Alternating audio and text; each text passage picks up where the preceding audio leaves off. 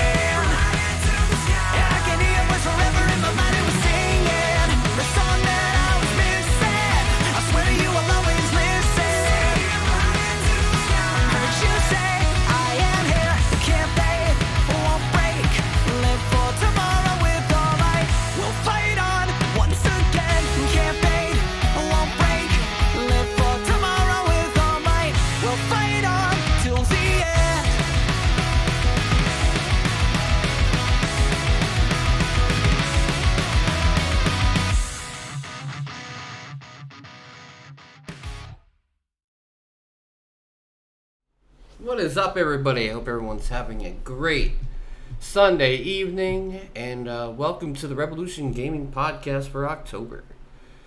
So yeah, we got an exciting episode full of a whole bunch of shit this time, making up for a whole entire month of no podcast and playing a ton of games. Makes it so we're going to have a ton to talk about. So let me get the guys in here, and let's get this show on the road, shall we? Hello. Hello. Okay. No one can hear you. No one can What? hear us. Okay, never mind. They can. Never mind. Hello. I was gonna say. I missed it the first time. Oh my god. Shut up, Mrs. Doubtfire. Hello. God. Alright. So as always, we are gonna start with the joke game. Oh yeah. And pity upon Silver, because Silver has not arrived.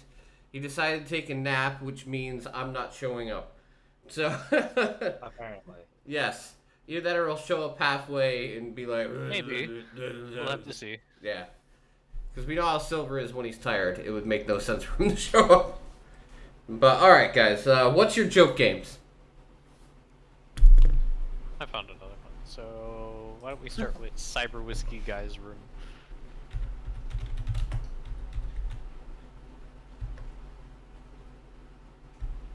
Is it all one word? Cyber Whiskey is one word, yes. Okay.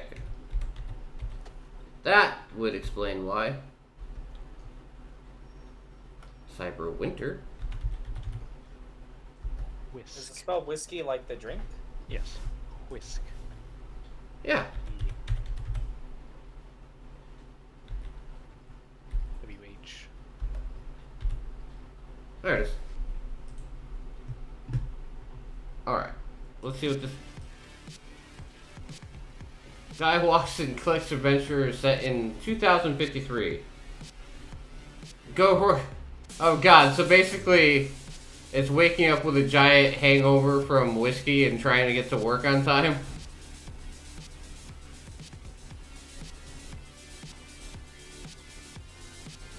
Oh, that's funny. Hey Dan, there's a game about you, but you don't have to leave your house when you're done. Dan's got the fucking cheat codes.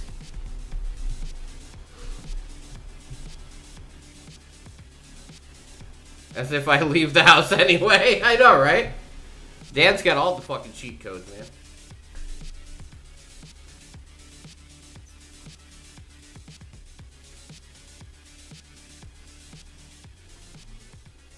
So any guesses how much money this game's gonna cost? Oh, who knows? What? $30, $40? I mean, I'd pay $50. $59.99, right, Dan? Right. This is the top tier AAA content you came here for. Give it the crop right there. Yes. All right. Oh, what do you Look got? at those graphics. What do you got, Mermich? I have Lawnmower Game Battle. Are you doing the zero punctuation thing where you like put a slight hurl in for colon? Lawnmower is all one word. Okay. Yes, I need a K in there. Short game. Lawnmower game, Lawnmower Next Generation, Lawnmower Battle, you said? Lawnmower Game Battle, isn't it? Yeah, okay, there it is. Sorry, there's a long line of games to go through here. Apparently. It has pedigree.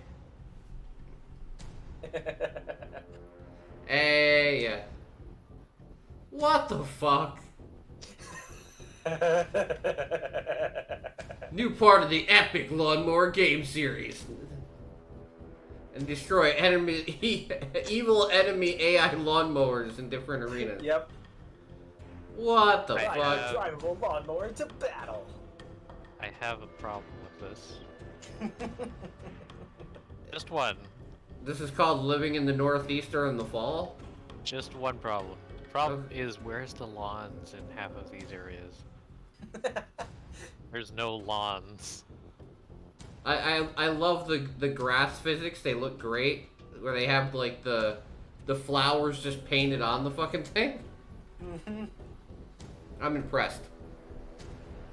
Top tier quality stuff, like always. Clearly. Yo, I would love to take textures out of 10. Exactly. I would love to take Mermich to like a games conference and just let him go around and pick up all the shovelware games. All these people are like, hey, check this out. He's like, looks amazing. Looks amazing. I will give you $50 for that, sir, with your flat textures and painted on flowers. This looks like something my grandchild would make in Unity. I'll take it. It's arts and crafts on computer. Look at that. Look at the giant sausages. Oh my god. No, I don't know which is more depressing. The fact that there's no lawn or the trees all look dead. Oh. Right? I mean, Like, listen. I'm gonna be honest. With a title like Lawnmower in it, I would expect at least some kind of grass cutting physics of some sort. Like, You realize, like, in it can be the... pointless, but just do it anyway. Alright, are you guys watching the stream? Yes. Yeah. Okay. Now, look. You're driving in front of a giant, hot dog? Yes. That's what it looks like. Yes. Yes. So I'm just gonna put this in. There is more hot dog texture than there is grass. You can tell where their priorities are. Yes. The fact that there's even a cityscape to a city, level to play on. The fact that there's literally a city with no grass. I mean, I will give them credit. At least they used bun-size wieners. I really can respect that better. I really hate people that buy jumbo and you waste half your hot dog bun. But that's a different battle for a different day. God. Yeah, you just buy the little hot dogs for the gigantic buns. Let's just say that they're wieners and they're losers. Do I look like I know what a JPEG is? All I really need is a gosh dang hot dog. I don't think you caught Ray's joke. No, I'm sorry. I was making my own. What was that, Ray? I was saying, let's just say there's wieners and there's losers. Yeah, there is. There is. What's a gosh dang hot dog? I love that with Hank Hill. All I wanted was a gosh dang hot dog. Because I used to think my father was fucking Hank Hill. Because, my father and me both did propane growing up, so, like, he was doing it, and when the show was on, he'd always be like, I do propane and propane accessories. And I'm like, where the fuck is Boomhauer? Boomhauer was, like, definitely the father of Beavis that we never knew about. I mean, because the shows are connected because they're from the same guy. Boomhauer is definitely Beavis's dad. I mean, confirmed. Confirmed. Okay. So now that I've lost half of the younger audience who doesn't know who Beavis and Butthead is, let's go on. Alright, so I've got a whole... You have one? I have, no, I do not have a... Because I have another one. You could have this one. Okay, what is it? Don't run out of soda. Oh, man, okay. So is it a Boogie 2988 game? Maybe? Boogie used to be like this really fat YouTuber that was obsessed with Mountain Dew. Oh my god, look at that.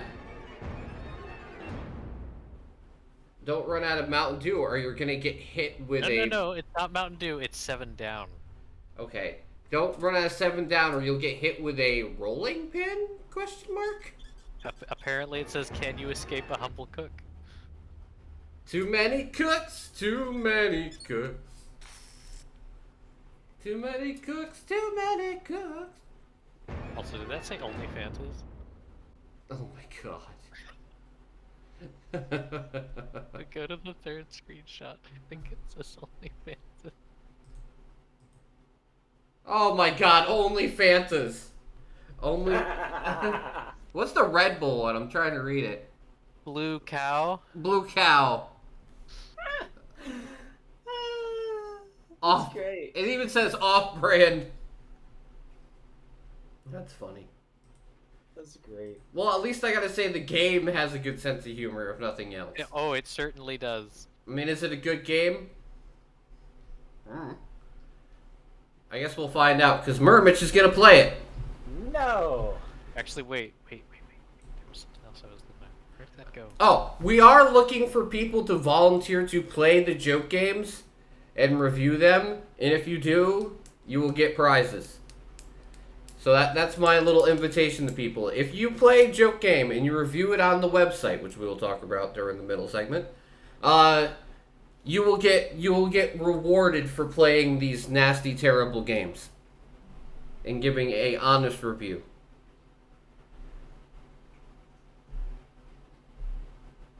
Should we We all move? jump up at once. I was gonna say, should we move on, Ray? Because you said you were looking at for something. Yeah, sorry. Yeah, no, what I was looking for, it doesn't have a release date, so I can't bring it up. But Okay. well, if it does get a release date, I will definitely bring this up because this is.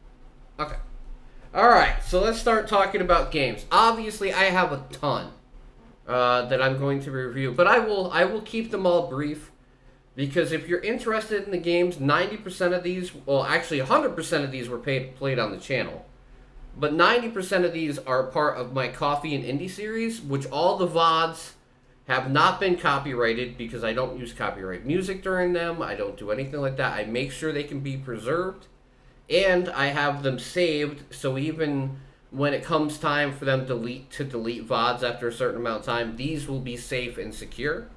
So all of the Coffee and Indie stuff, where if you want to go check back and see the game for yourself and more footage, you're more than welcome to do so. So I can keep the reviews of these games somewhat brief because I have 20 games to go through, and I don't want us to be here till 3 o'clock in the morning. So how many do you want to do per our few that we... well, I will do chunks of 4, and I will make them all brief. Okay? And then, you can do one, Aries will do one, I'll do another chunk of 4. Ray, sorry. I've got something on the mind. My bad. I know. But I'd make more jokes, but I think it's too soon. yeah, way too soon. But yeah, I'll do 4, and then they'll swap you guys in, and I'll do that way. They're not just hearing from me for the last 30 minutes of this, and Mermich will go take a nap on stream because you know how it goes, Dan. If we don't keep Mermich talking, he'll fall asleep. All right. One time, guys. Mermich is over there thinking one time. Just the one time. Listen, how Live it down. I give Silver shit for sleeping through podcast. I can give you shit for falling asleep during one. I mean, to be fair though, it's not one time Silver. Yeah. All right. So first one we're going to talk about is Tormented Souls. Real life, the game. I mean, Which Dan also played because he won the copy of the game I gave away. You have to help me get out of here. I have to say, this game is actually way prettier than I thought it would be. Even though it was going for an older aesthetic, it actually looks really good. And plays really well. Is it easy? No. No, it's not. It's not easy at all. At least it wasn't for me. I kept on running out of ammo and dying and going through loops over and over and over again.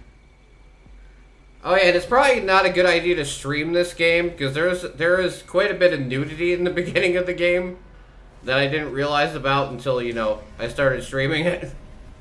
So be aware of that if you want to play the game on stream somewhere. But I will say this: you get compelled to enter a spooky mansion that used to be a mental ward, and you're going around trying to find out why you're having nightmares that are all based around this house. Obviously, chaos ensues.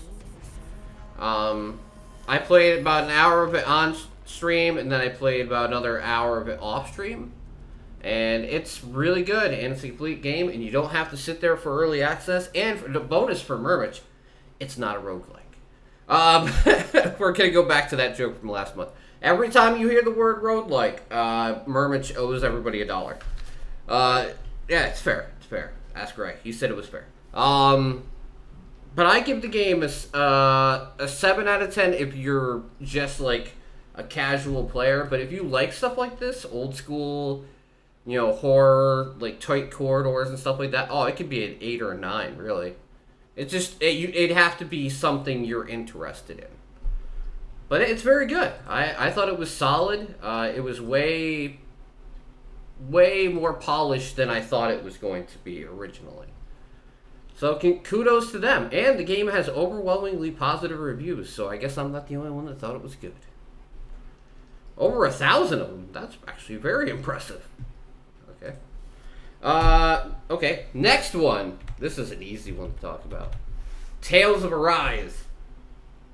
And actually, Ray, you've been playing this, right? I haven't actually. I have been so distracted with other games yet. I haven't. We came to save you. But I will definitely start it soon. I found out today that they're doing a crossover with Sword Art Online. Oh no. Where they're adding 2 new bosses to the game from that. Yeah. Yeah. Alright, so, spoilers. This is my game of the year so far. Which is going to have a hard time getting beat in the last, 3 months. Yeah, this game is fucking amazing. The quality is amazing. The production value is amazing. The combat's amazing. The story's really good. But fuck the main girl protagonist. I know that they're gonna have an arc for her, but right now she's been a bitch for about the first 6 hours, and it's getting old. Found you at last. I see you came along as well. But yeah, Danny. so far in my 15 hours I put into this game so far, Life of solitude. this game is a 9 out of 10. So unless they really fuck up the ending of the game, there is nothing that is going to change that result. That can't be. Look out! So, one of the rare games that I paid $60 for this year ended up being really, really good. So I feel smart for that. Oh, oh yeah, and it has one of the most amazing opening intro song / movies of a game I've played in a long time. Well, I mean, that's kind of a Tales. Looks thing. like we've got our work cut out for us. Well, If the Tales has a bad opening, then they screwed the whole thing up.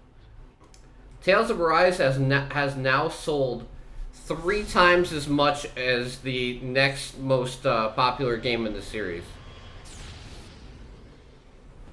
And I think it's sitting at 2.3 million copies sold now. That's amazing. That's looking good on their investors. Yeah. So I guess delaying the game like they did for a year was a good idea. We need to focus on that as much as possible, because if we could point that out to all the other game developers, maybe they'll get the hint. Well, I have to give credit. Lately, no matter how mad people are getting, games are getting delayed more.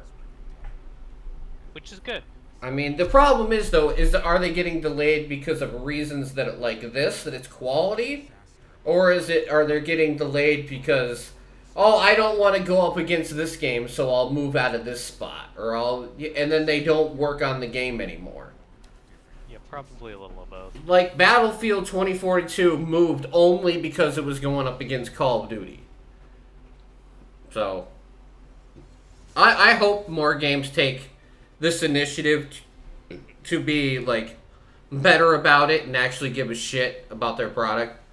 But, when money's involved, I don't really have a lot of faith in companies to do the right thing all the time.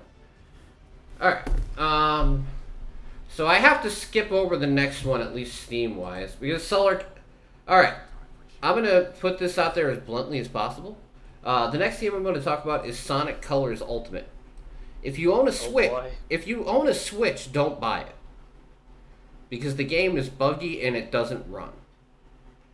At all. Even with patches, it's still a glitchy, buggy mess. But on PC, through the Epic Game Store, it runs fine. And it's, Sonic Colors is nothing amazing. I'd still rather play Sonic Generations. But as a Sonic 3D Sonic game, it's better than Sonic 06 by far. It's just not at Sonic Generations level. So I give it like a 7 out of 10, but like a 5 out of 10 when it comes to Sonic games. If you can get it on a sale, it's a cool little thing to play because most people didn't play it because it was on the Wii. But other than that, it's nothing amazing. You could play a lot of Sonic games and get the same experience. So that's my Sonic Colors Ultimate review. It's like it's Sonic. If you played a 3D Sonic game within the last 10 years, you know what you're getting. There you go. And the last one in the first little this is another Epic Games exclusive one. All right. Kenna Bridge of Spirits, which was a game I waited for over a year for. It got delayed all the way from when it got advertised. I think it was in December at the Game Awards last year, and they were supposed to put it out by the end of the year, and it ended up getting pushed all the way back to September. And then it's finally out, and it's just basically playing a Pixar movie, honestly. It's nothing real super heavy combat-wise, but it's pretty. There's cool puzzles, and the rot are a really cool feature in the game. Having the rot to be able to move around and use as a weapon and use to solve puzzles and everything like that. I need to play more before I give an actual score. But, from the 3.5, 4 hours I've played it with so far, I'd recommend it if you're into that type of stuff. But if you're looking for a Zelda Breath of the Wild type thing or something more action-oriented, then you're going to be disappointed by a title like that. Alright, go ahead, guys. Do you want to go first, Ray, or? No, you go ahead. So the game that I played this month, and I'm actually currently playing, is called Webbed. Or Lucas Simulator. So Tell this us. game is the easiest way to describe it is you're the Spider-Man version. Well, you're a spider who swings around like Spider-Man. You can shoot lasers from your eyes to break webs that you've already created. And some other obstacles. Yep. And your goal is to parkour and solve puzzles and ultimately try and get your boyfriend back. From a bird. Because the Yep. bird likes shiny blue things. Wait, And Mermich the playing a boyfriend- game with spiders? No way. I know, Dan. I know. I know, It's isn't it very weird? cute. It's almost like I see a trend about this Mermich. No. Also, you may have noticed the skateboarding. This game has skateboard in it. Oh my god. Yes. Skateboard. Yes, that one.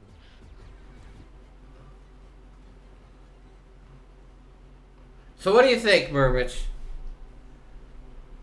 Let's see. Is this an early access or no? Oh. No. No? Oh, this is full out. 9. Well, you know what? People agree with you then, Mermich, because I'll agree. That's The- a 9.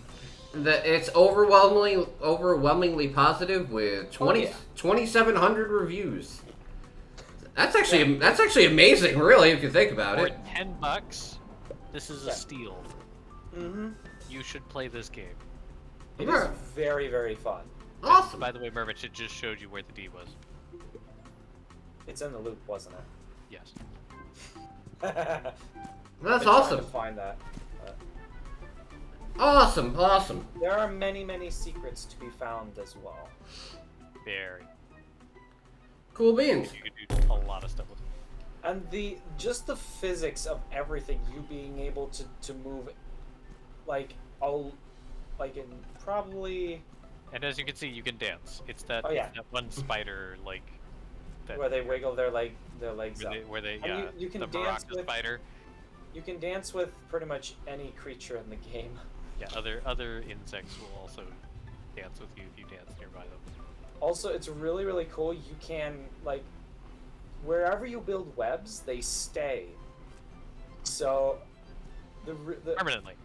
Huh. permanently. So Unless you you can get rid of literally just create a web and just leave it there. And when you come back to that area, this web's still gonna be there. Awesome. Yeah. Yeah, Alright. It's really well done. It's pretty. It's cute. It's fun. It's Mermich. It's Mermich. Mermich is in charge of the cute games from now on. Alright. And yet, I played this before him. Yes, he Just did. putting that out there. Alright. So He what do, got to it before me. what do you got, Ray? Let's talk about Hexio. Was one of the games I brought up last month. What is it? Hexio? IO. There you go.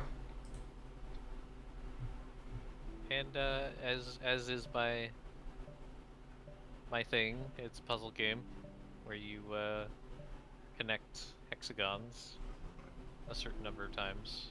You have to match colors, and you can wrap them around pegs. Can I mention I watched somebody beat this game? Oh yeah? Yeah, the Dodger who's like my inspiration, who got me into playing indie games a lot. She played this game throughout the whole entire thing on stream last Sunday? Yeah. It's pretty fun. It's a challenging little logic exercise, lots of trial and error, and it's not super easy either. It's like you can some of them might take you a while depending on how complex they get, because they start adding multicolored nodes that you can attach to different other colors. You know what's funny is that Ray has made me appreciate minimalist games through the time that he's been on the podcast, because you pick these like minimalistic puzzle games all the time, but then like I see them in action and I'm like, there's a lot more to this than you would originally think for a game that's like $1.99. Yeah. It's like, it is very simple. Like, you cannot imagine it necessarily took them a lot of time to maybe code the mechanics or put together the mechanics, but the puzzles are definitely very well crafted. Like, I feel like in these cases, more time is spent making the puzzles than it is making the game itself. Well, yeah, because I mean that's the most important part. It's like creating a good mechanism to work with, and then creating all the pieces that work with the mechanism afterwards. Yeah, I can understand the puzzles being the more important part of the puzzle. Whatever. But it also makes it like really easily accessible Yes. for people, because they're usually relatively inexpensive and they're simple.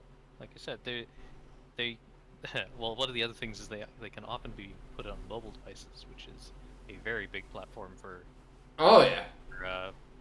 getting money. But Well, with a game like this, I was gonna say something like this that has like the finger to move. That's perfect for anything with a touchscreen, anyway. oh yeah. But yeah, it's very fun. It's very challenging and relatively relaxing too, because it's not puzzle games. They're not you don't have somebody holding a gun to your head saying do this in 10 seconds or you die. Yeah, that's why it's a casual game. All right, what would you think for a score? I think it's an easy 7 or 8. It's pretty good. Well designed, intuitive, and challenging. Nice. All right. Well, I got one that me and Mermich can talk about next. My next one is Forewarned. Oh yay! Yeah, because I have played it This too. is your warning, by the way. So Forever. you have been forewarned. Yes. See the light of day. But yeah, it's basically an Egyptian version of Phasmophobia, really. And it is actually pretty dang scary. I think the atmosphere of this makes it a bit scarier. Going into a freaking desert temple Yeah, like you feel in the dark. You got that claustrophobic feeling that you don't get in a house. In VR, it must be terrifying. I have not played it yet in VR for one specific reason, and that's the fact that I am terrified of it. You need to get out of here. Aw, dude, I want... Phasmophobia. Alright, I want Mermich and Silver to play this in VR together. Eventually we will. And see which one bitches out more. Now, here's the thing. I still haven't played Phasmophobia with Silver in VR. That's because Silver doesn't play a lot of VR, though. True. I've tried to get him to play Phasmophobia in VR with me, but... Open this thing. But I do enjoy Forewarned, actually. Like, I like the setting more than most, you know? There's 100 of them that are like, spooky house, watch out for ghosts. This one's like, you're in a temple, and you belong in a museum. So hopefully they can continue to work on it and make it less jank. Because there is jank in the game. Let's be real. I'm not going to be, you know, be like, oh, it's great. It's the great. No. There's a lot of jank to it, and it needs a lot of work. But there's a solid foundation there they can patch on and work on, and maybe work on giving it some more original ideas along with the ones that, you know, they're taking from other titles. But it's not a bad game by any means. I'd give it a 6 out of 10, but it does need work. It's something that would be... Well, the whole fact that you can come back as a mummy giving the dead people something to do... That's way better than Phasmo right off the bat. Take it from me, the guy who dies in Phasmo all the time. Being able to do something besides throw plates at Jess is very gratifying. Because that's me in Phasmo. I throw plates and coffee cups at Jess. As she sits in front of the computer in the truck. But no, 6 out of 10. Like I said, I'll play more of it, definitely. Like I said, I hope they add patches, you know, keep working on it. And maybe give us some more things that will differentiate it from the competition. Let's see. Next one is Son of Crimson.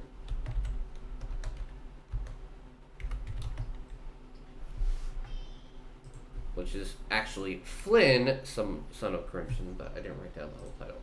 Okay. This is definitely one of the more surprising titles I played over the last month. It is a action platforming game. Very akin to like Super Nintendo, early PlayStation platforming. And it is really good. Really, really good. Like I said, I'm not going to go into super amounts of detail about any of these games, but I will say this. It comes off as a very kiddie game at first. And after you finish about the first 2 missions in the game, it shows you what it's all about, and you're like, oh, okay, well maybe this is something like, you know, that I should take more seriously. And by the time you get to about the 5th level, you're like, holy fuck, this game's actually challenging, you know. Always good curve. Yeah, like it does have a nice like learning curve to it. It doesn't ever bring anything on you without showing you what to do first. Oh yeah. A platformer that you can swim in. It's always a plus. Yes, you can definitely swim in it. And the NPCs in the game are fucking hilarious, and the boss fights are amazing. Like I said, if you'd like to check out more, Flynn was part of Coffee and Indie, actually the first one I did. And I enjoyed this game immensely. It's from Humble Games, so, you know, it's publishing, so I'm not sponsored by that part. So you can't give me shit for that. But, no, Humble Publishing has been doing, releasing some really amazing stuff. So yeah, check it out. $20, free on Game Pass. Yeah. I don't know how much more I can really tell you to get you to buy it. If it's free on Game Pass and you got Game Pass, try it for yourself. It's you haven't been sponsored by Game Pass, by Yeah, I know, right? Don't let Xbox hear that. They'll be sending me an email tomorrow. But also, the score I would give, it's not early access. I would give it an 8 if you're into that type of game. Like everything's subjective. So if you look at this and you go like, how could that be an 8? Maybe it's just not the game for you. But if you're into action platforming with a bit of challenge, it's an 8 out of 10. Very pretty, lots of heart and passion went into making the game, I can tell. So yeah, check it out.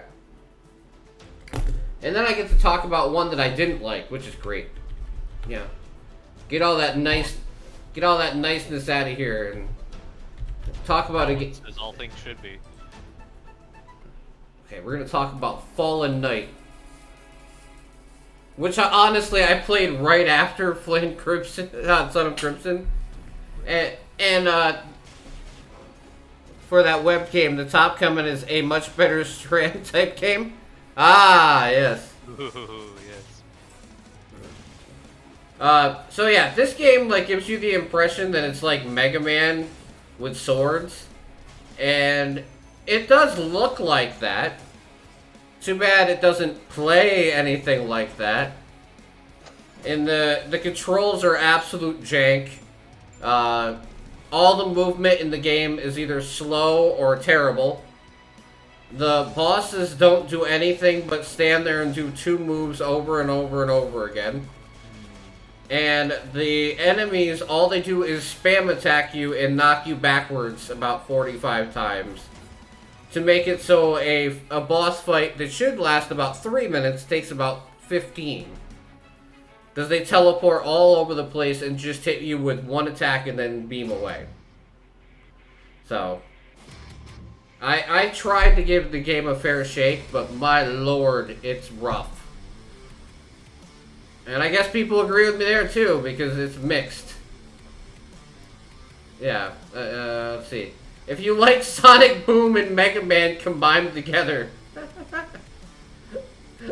Sonic Boom, oh no. That is not a ringing endorsement. Yeah, it's not very good, guys. Let's put it that way.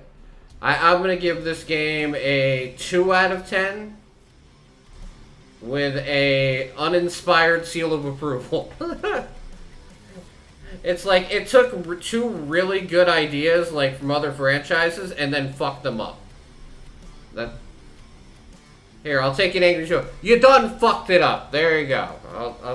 So, out of curiosity, Tim, is there anything they could do to save it at this point, or Yes. something they could have done that Yes. would improve it? Yeah, certainly there is. This was my game of the year. Nice. There is. They would have to just go back to basics and tighten everything up. I mean, half the problem is when you got a game like this where they want you to, play the game quickly and be like a cyber knight. Like literally, your name in the game is like it goes by Lancelot, and like Sir King Arthur and stuff like Of that. course. So it's all based on actual knights.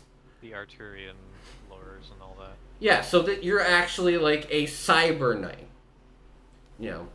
and you're supposed to jump and fly across the levels and hack and slash and stuff like that. The only problem is that the jumping is slow, the attacks are very basic, and it takes way too many attacks to kill an enemy, so you can't just fly through like you would in Mega Man with a buster weapon and just kill, go. No, you have to sit there and with each individual enemy, swing, dodge, swing. Then the enemy dies and then you move on. And when it comes to bosses, like I said, the first boss only did 2 moves over and over again in each direction. And the other boss literally was a sniper boss who would teleport away. You would fight your way all the way over to where they are. They would shoot you once and then teleport away, and then you have to chase them all over again. And I literally sat on stream for 15 minutes just chasing them back and forth. It was monotonous. I mean, there's nothing fun about doing that whatsoever. And I think that's where you get the Sonic Boom part. It's it has the idea, it has a great idea, but everything mechanically in front of you trying to get to that objective is broken. So yeah, I mean, if they tighten everything up and spend a long time just working on that, that'd be great. But the problem is, this isn't an early access title. This is something that's supposed to be done and ready to go. So that's why, you know, as it stands, for me, it's a 2 out of 10. Like, it runs, it works, but it's fucking horrible. When it's trying to encompass those type of gameplay features and none of the mechanics work for it, I don't have any sympathy for them whatsoever. It's not fun at all. Alright, and my last one for this bunch is The Last Friend, which I played as part of my subathon stream. It was the first thing I did. And this is the one that is basically Plants vs. Zombies meets beat 'em up. Ah, yes, this one. Yes. Yes, where you save all the doggos. And yeah, I really like this. I could really see where this is not going to be for everybody at all. But for me personally, I thought it was cool. Like, every dog adds a new bit of flavor to the game. You know, they each have their own power and ability and build that is attached to them. Yeah, and the bosses are pretty funny. The dialogue's really cute because the dog's actually the leader and the alpha male doesn't really talk at all. So the dog's basically in charge the whole entire time. It's pretty funny. Is it anything like amazing? I would say not. But if you want something like cutesy with cool like beat 'em up mechanics and, you know, probably around 10 hours of gameplay on the cheap, yeah, there's worse things you could use to spend your time to spend your money and your time on.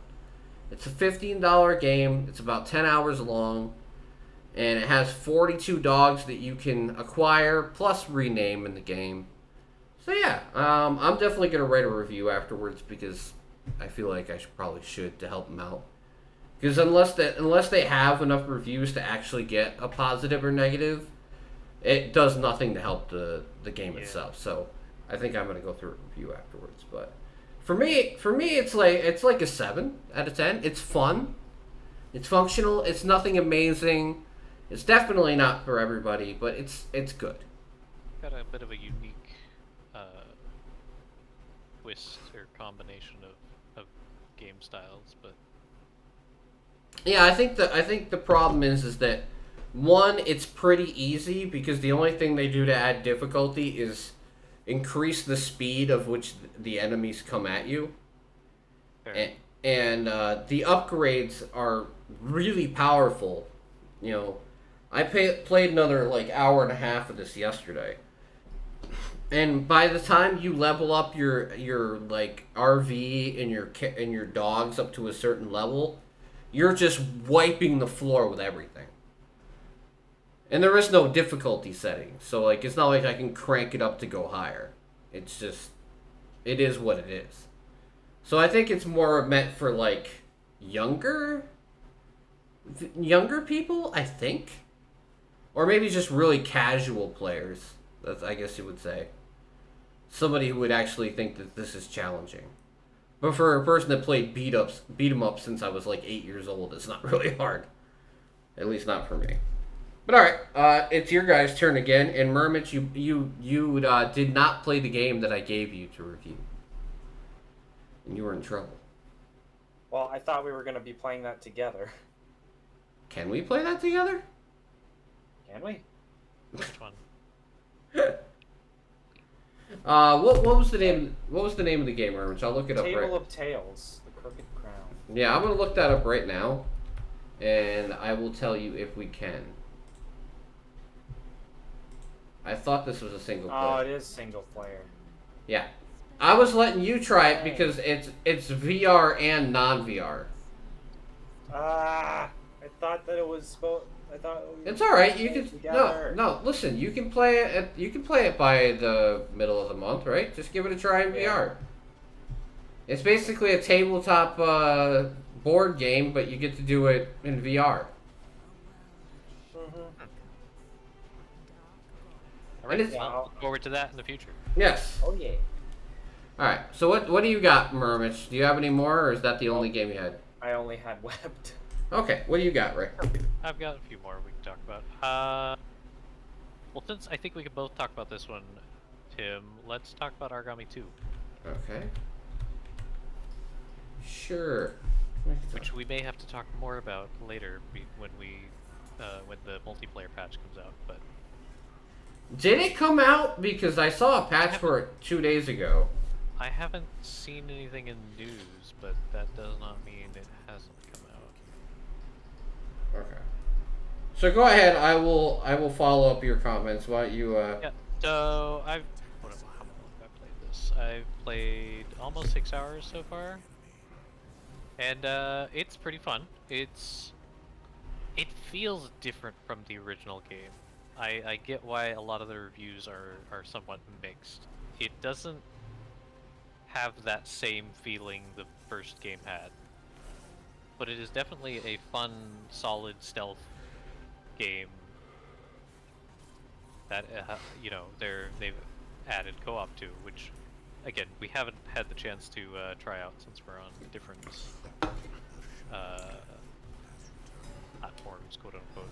And regions, unfortunately. And there's region locks. For now, they're going to make changes to that soon. But yeah, like the first game had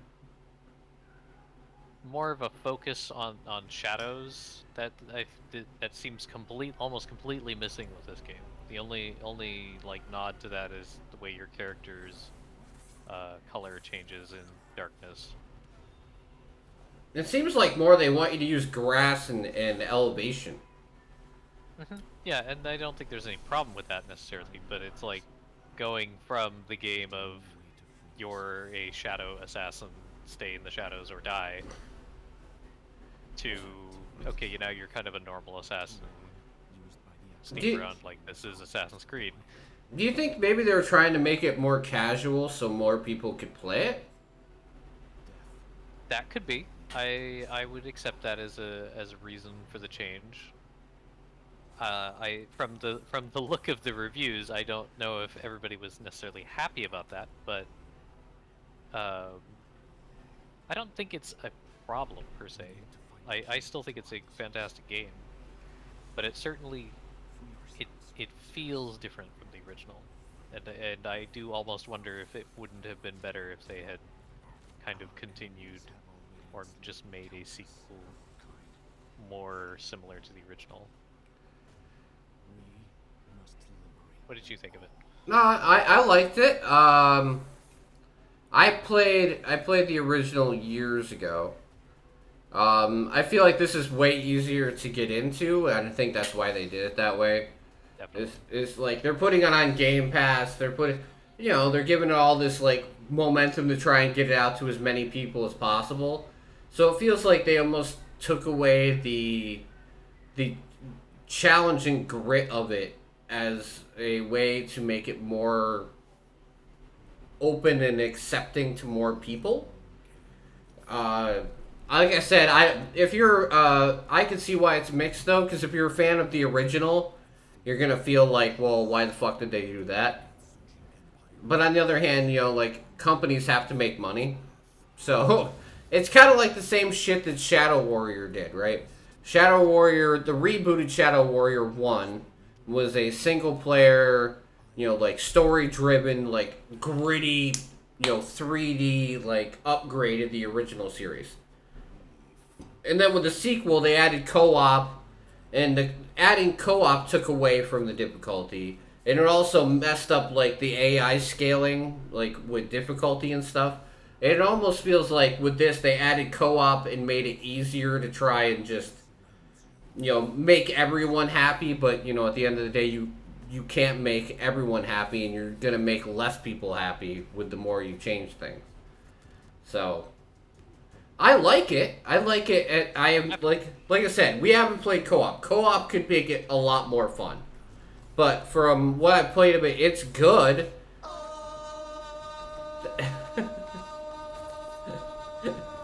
Thank you for the host, Dan.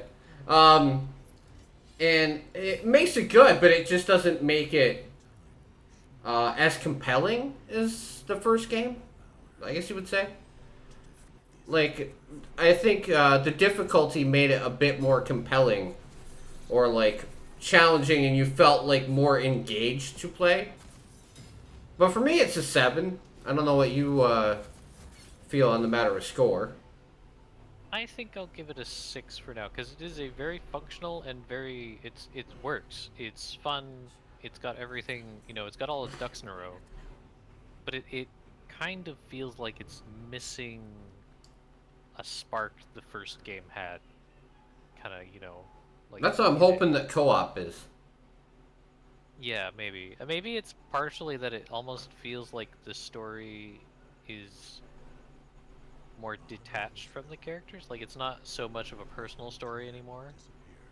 And let's not forget Ray fell through the world. Oh yes, Oh, I showed Dan and Mermich a bug I ran into. Oh, that was They were already aware. They're already aware of it, so it's getting patched. But I picked up a body and tried to go over a ledge, and it caused me to vault over the ledge. But you're not supposed to be able to vault while holding a body. So I just started doing the vault animation over and over and over again, and it just slowly pushed me through the world. Oh my god. And he just kept rolling. It just and keeps rolling. going. It just keeps going and going and going until you like crouch. That sounds amazing. It was interesting. Man.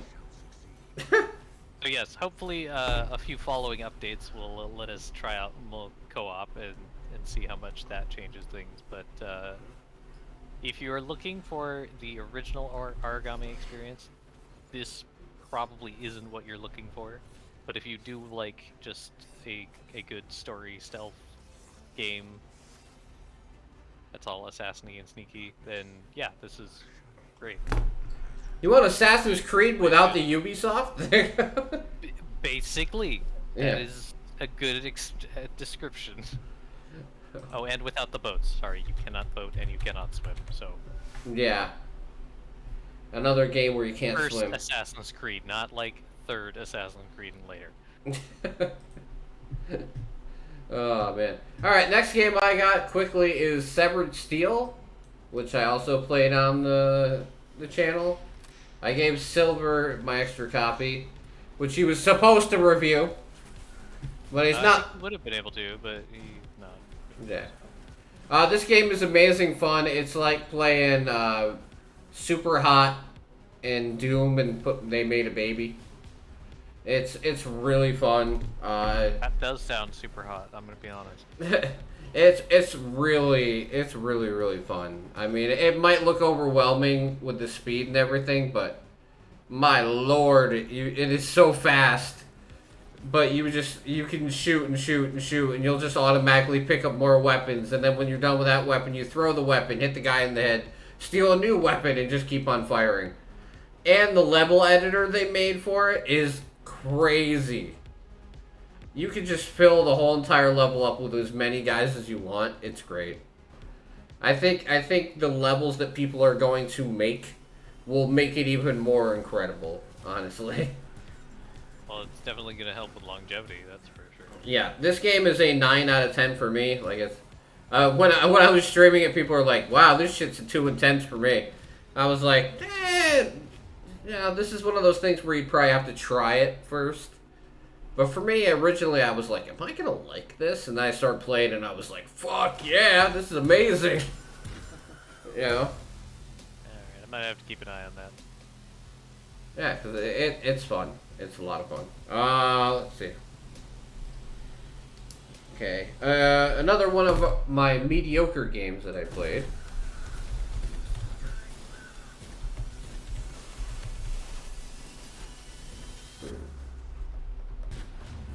Oh, man. Okay. Rogue Shift. Okay. So, this is one of those cases where you watch the trailer, you're like, oh yeah, that seems pretty cool. Let me try it. And then you play the actual game and you're like, shit, I'm happy I didn't buy this. Well, yeah. Okay, so the trailer makes it look like it's so intense and like, you know, fun and like something you could, you know, get into really fast. No, the tutorial lasts like way too long. You're constantly overwhelmed with enemies even from the get-go. And the weapons that you get are at such a slow level that you get overwhelmed like way too easily from the get-go. But on the other hand, it's just ugly. The game's just really ugly, and it doesn't... The amount of jank in the game is like really high. You know, you have this teleport ability you're supposed to be able to use to make it so you can teleport away from the enemies. At the time I played it, the command didn't work properly, so I was like, it's like a sci-fi version of Metal Slug. Don't you dare say that about my Metal Slug.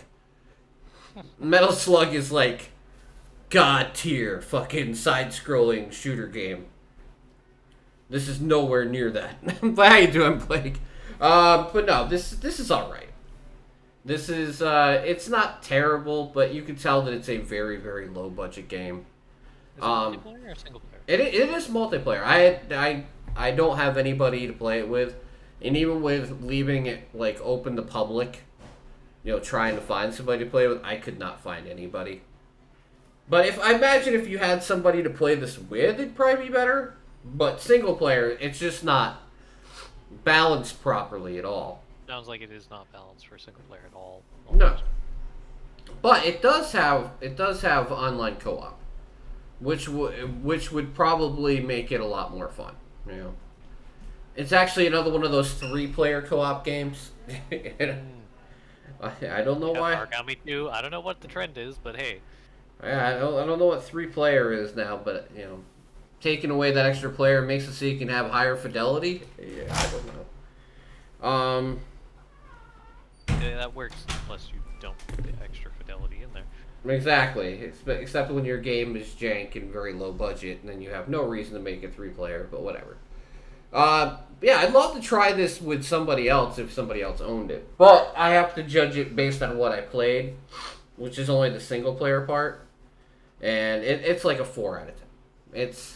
It's not balanced properly, the button inputs are slow, you know. It doesn't have that level of flow and responsiveness that you need to play something like that.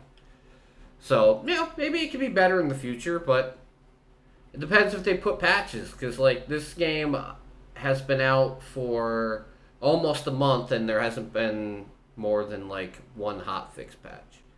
So, I don't know if you get what you get, and you don't get upset, or if they're actually going to work on the damn thing. Alright, next one is Dice Legacy.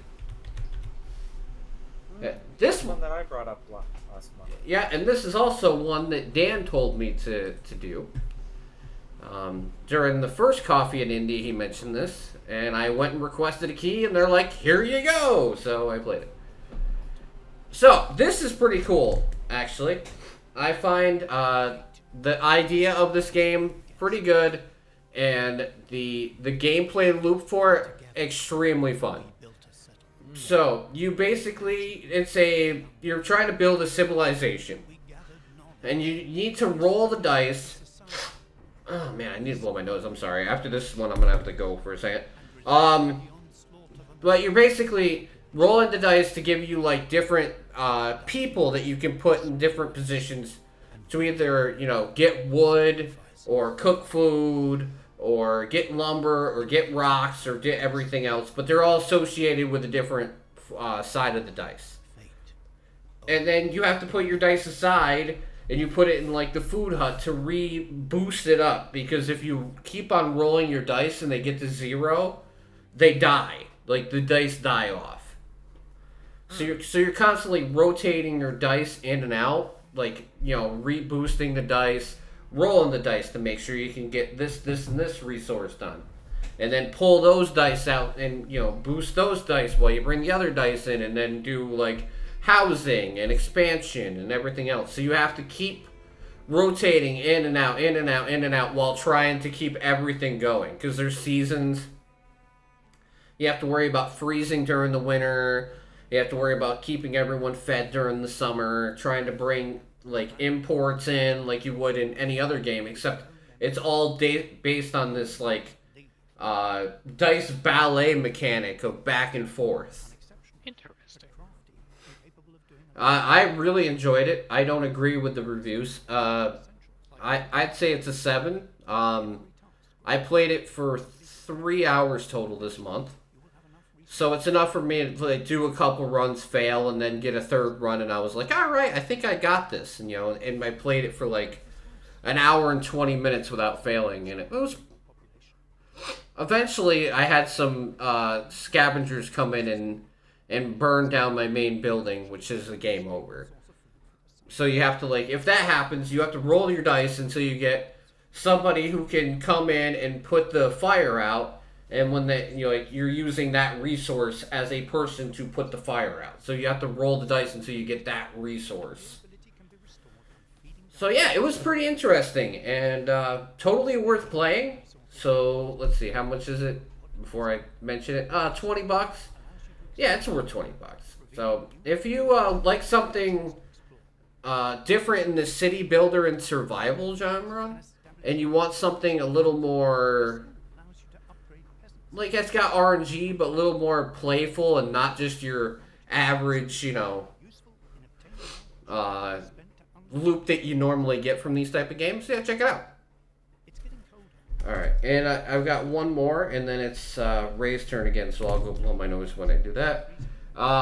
This is a really cool one that I am probably going to play through on the channel completely at some point when things die down, probably November, December, is Searing Fate. This is a very interesting game. So, it is a old school RPG with creature collection, and you're basically trying to acquire magic and pets and creatures and everything else like tied in together into one game, and someone actually managed to do a good job of it. That is the amazing part. Like you can go and another cool part is like you can go and spend 3 hours working on a farm, right? Get a farm together, get crops, use the money, buy another creature, and then go on a 3-hour adventure fighting an evil, mage or an evil spirit or something, and then go back and do more farming. The game doesn't force you to take any particular route. So you could, if you don't feel like, playing an action-heavy session of the game, you go and you do some farm building or some relationship building, and then you do, like, the action-heavy stuff when you do feel like it. So the game doesn't, like, play so linear that you are forced to do one thing or another. You can basically play it however you feel like you want to play it. Which is nice. And it's, like I said, it's got that cute aesthetic, but underneath it all, it's actually a pretty difficult game. So yeah, when I get some free time, I want to start from the beginning and play through the whole entire thing sometime. So this is an 8 out of 10 for me as being like a action RPG lover who loves this style of game. And good evening, Abe. Sorry, I wasn't trying to forget about you. I just was trying to finish my thought first. All right. So what's your next game, Ray? I'll bring it up for you before I... Let's talk about Timberborn next. Yeah, which is cool because I'm actually playing this game next week. Oh boy. Yeah, I got my review code. Oh yeah. Is that gonna be part of Coffee and Indies? Yeah, so Ray has to... I'll make it as late as possible so Ray can come save my ass when I can't figure out what to do. Alright, I'll be right back. Yes, good luck. So, Timberborn is your city kind of builder management game, but with beavers. Because, the humans died out, so beavers took over. It's relatively simple. It's not too different from most city builders, except you have 2 seasons. You have the dry season and then the wet season. During the wet season, during the wet season, obviously you have you can farm, you can drink water, and everything. But during the dry season, all of the water sources on the map will dry up. So if you don't, prepare by storing up water or damming the rivers and water sources, you will quickly run out of water during long dry seasons and die out. So it's a water management game, but you do have to juggle a lot of other resources too, like food, obviously, and wood. We work hard every day and every It is in early access at this point, but currently has 2 factions you can play as, and is quite fun so far. Like, you can do all kinds of fun things with building certain buildings on top of each other and blocking off certain sections of water. for all the beavers. It really makes you think about like how you can irrigate Timberborn. land properly and how you can divert water in a variety of ways, and how you can use that water to power your buildings. It's very interesting twist on city building, I think. Yeah, it seems like a lot. I've heard a lot about this game, even from like ACG and reviewers and stuff, and to see that it has over 3,000 overwhelmingly positive reviews is very encouraging. Because I know People have been paying attention to it for a while, so it definitely doesn't surprise me that it's getting all this attention now. which is great, because you know what, smaller games need that type of attention, because they're not going to get it from Steam or from like IGN or anything like that. So Nope. you got to have a groundswell of actual popularity if you want to make it anything like that. Yeah, wait, how much was this again? Like, currently it's $25, early access. If you like your city builders like this, then I think that's a reasonable price, since they're going to continue adding content. I don't know if they're planning on doing a price change or anything when it comes out of early access. I don't think they've mentioned anything on that, so... Usually they wait till they're closer. Usually it's like, oh yeah, we're gonna go out of early access. By the way, the price is going up. If they put enough content into this, then I could totally see them raising the price. I think it would be worth it. But yeah, for $25, I think it's definitely an easy purchase. Not to mention, there is a map editor in this too. So, Oh, awesome. like, there's lots you can do. So Mr. Knapp didn't show up? No, he did not. Not yet. And I'm sorry you could hear me, Dan. I have the microphone sensitivity turned up because I didn't want to have to, like, yell for people to hear me during the podcast, especially when I have 2 other people on PC with me. So yeah, if you heard me blow my nose, I am so sorry. We appreciate it. Really. All right, so the next one. I'd give this a 7 for now. Cause Oh yeah, I'm sorry. we'll see how it progresses, but We'll see how bad it definitely is look with my experience. Let's see how bad my experience is with it. good luck, Tim. Yeah, I'm gonna need It's it. not the easiest, but All right. This game I can't give a review score for yet because I'm gonna finish it this week. But my initial impressions of Unmetal one yes. are very funny for one, and it was enough for me to really want to play more of it. 2 hours ago. I also drive a Toyota, and I'm not Jack Because he is so funny. Fox. He's a man of action. Just a man who's good at what he does. Like, the trailer does actually give you a pretty accurate display of what the game's like. $6 million You give a guy toilet paper and then break the bathroom stall and then knock him out on the toilet. That actually happens. show you a punchline. And the coin joke. Paper beats rock. And, you know, we have to continue playing, though, I figured out, because they bring up multiple times how the main character got a noose at the beginning of the game, and he keeps saying later. So I have to play. I have to find out why. Chemistry. We need to know. You just have to mix the ingredients correctly. Chloroinform makes chloroform. That's how you do chemicals, right, guys? This is chemistry. Yes. Chemistry 101. A little bit of imagination All right. Yeah. From what I saw of this, it was very, Ultimate non-hero that we very deserve. humorous. Like it has charm. Yes. A one-eyed man's patch. What you did was macabre. I suggest you might have a fetish. At the doggy.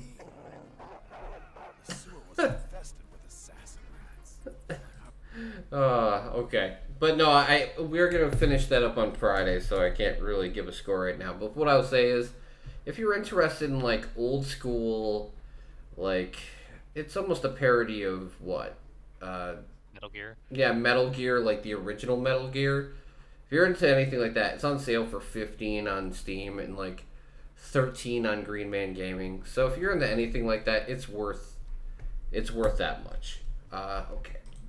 I'm getting down to the last couple I got, right? So don't worry.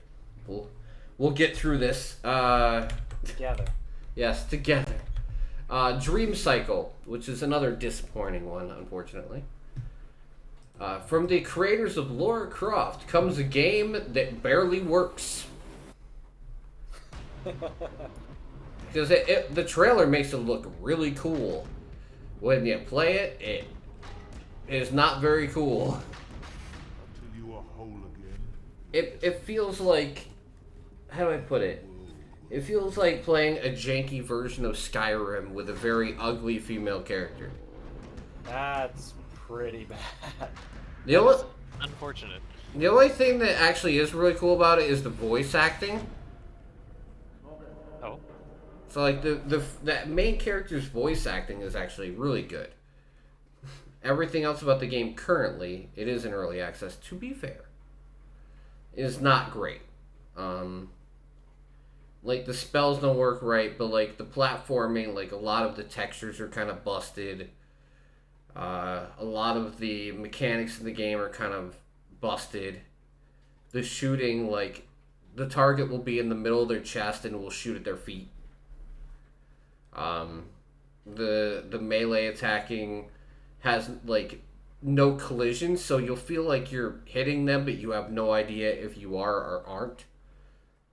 Because you can't, there's no like way to tell.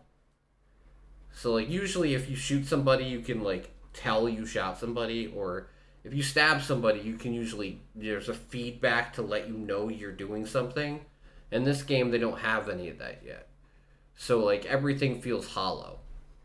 So it's not terrible. It seems very ambitious. So currently I'll give it a 5 out of 10.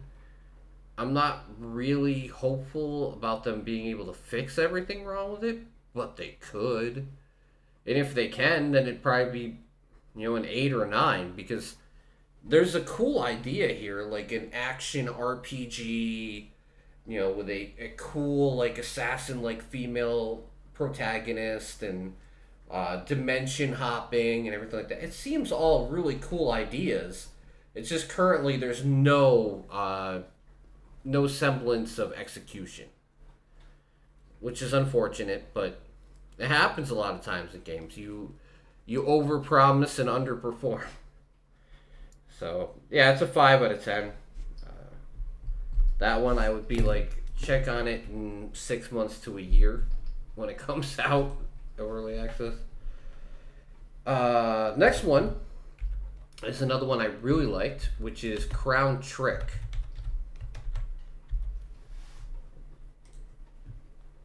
Rated T for teen. Now, this one I'm going to have to say the forbidden word. It is a turn-based roguelike. Where you play as this little girl who is trying to basically save her family and get riches and power to save her village and her family. So you're fighting your way through these different dimensions to, if you make it all the way through, your family gets riches and it saves your dimension and people and everything like that. So it has a cool mechanic that the game doesn't move unless you move. So you have to make a move in combat before the enemy does. So you're never at a point where you're like feeling rushed to make a decision. But on the other hand, you have to be very calculated with your moves at all times. it's really cool. There's a lot of different weapons and spells and upgrades you can get. The gameplay loop is very addicting. It's available on Game Pass right now to play with no extra charge. And on Steam, it's $20. So I would say if you have Game Pass, check it out because you might get addicted like me. If not, I would, if you have the money, get it. If not, I would at least check it out on a sale, if nothing else. Team 17. Yes. Of course. So this game is a 7 out of 10. Alright. And then I only have a couple more, which is Patreon.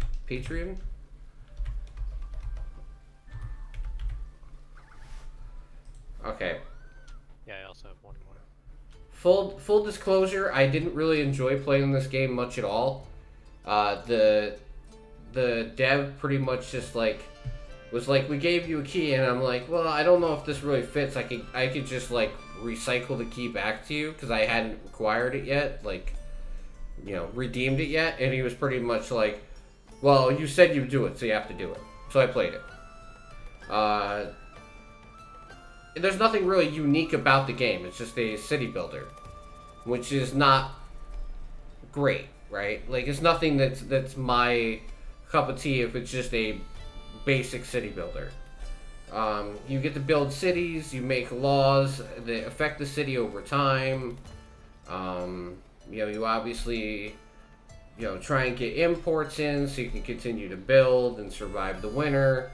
And everything that I basically said about Dice Legacy, except without the dice. So I guess if you don't like the dice and Dice Legacy, this could be a nice alternative. It is. It's already got, one of the things I was kind of perturbed about it, though, is when they announced the game was getting released, they already announced that they have, a fucking DLC schedule. So, this game is going to be pimped out to DLC to all fucking hell. And that was one of the things where I was like, do I really want to play this on stream and promote it?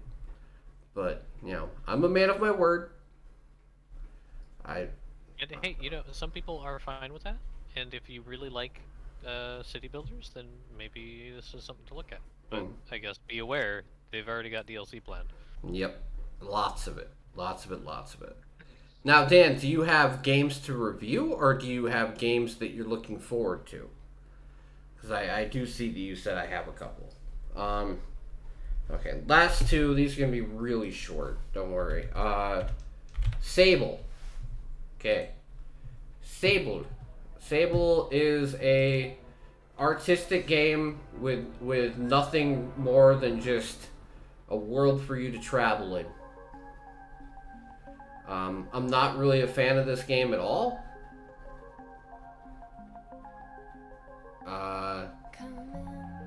And it's really the music's great. So the music's great, the world is pretty, the art style's great, but everything else underneath it is empty. I guess that would be my remarks on the game, right? I give the game a 4 out of 10. I mean, I don't hate it, but it's very uninteresting to me. So unless you're so into the art style that you're willing to overlook everything else, then the game is probably not for you. But the soundtrack is banging. But I'll be real about that. And the last one is Song of Iron, which I played just the other day. Where you play a Viking who is traveling across the countryside to save your family through the powers of the ancient gods. This game looked very, very, cheap at the beginning, not gonna lie. But as I played more of it, you can tell where the game doesn't have a big budget, they made up for all of that with the atmosphere. The atmosphere is what made this game, right? Having the darkness and trying to hide and being in caves and having the lighting and everything else made up for all the other things that a big budget game would normally have like this, that this doesn't have. It makes up for enough where, even though it doesn't have that big budget, the atmosphere makes up for all of it. So if you're into a cool experience where you get to take a real adventure and check out all of, like, the old gods, especially like Thor was amazing when he showed up. Yeah, I would highly recommend this game. How much is it? It's probably 20, right? Yeah, it's 20. So this is an 8 out of 10 for me. I don't want to spoil too much because I did play it way ahead after I played it on stream, and I'm just about the end of the game. The game's only around 6 hours long, but there is a lot to it, and it is a game that you can tell somebody like did their research, especially on like the gods and Viking lore and everything else, because as the story goes along, they dig deeper into that to the point where it becomes a real cohesive experience. Alright, so with that being said, Mermich. That'll yours? Yeah? Yeah, I'm not saying that we're done, Dan. Don't worry. I mean, Ray, don't worry. I'm saying, like, I just wanted to bring something up. So, Mermich has been working on the website. I give Mermich all the fucking credit for this, because this man actually managed to do it. Somehow. So, as I mentioned the other day, the website is live for people in the community to go write their reviews on. If you have a review, go put it there. Because after October 15th, we are going to be opening it up to everyone. So that gives 12 days for everybody to put their reviews in, no matter what. I don't care if Ava plays a spooky game and gives a review. I don't care if Dan plays some Game Pass games and gives a review. You know, anybody's allowed to give a review about anything they want as long as it's a game. I don't want to be like, hey, I got some lube. It was really good. No, but like, you know, Ava, I gave her Outcast 2, right? Outlast. Outlast 2, I'm sorry.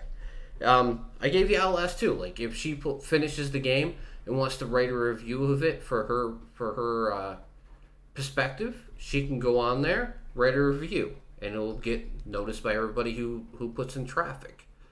And the easier part about a website is it's much easier to promote than a stream or a Twitch channel or anything else, because you can just bring up a website and like people just click on it and be like, all right, I don't like it or I do.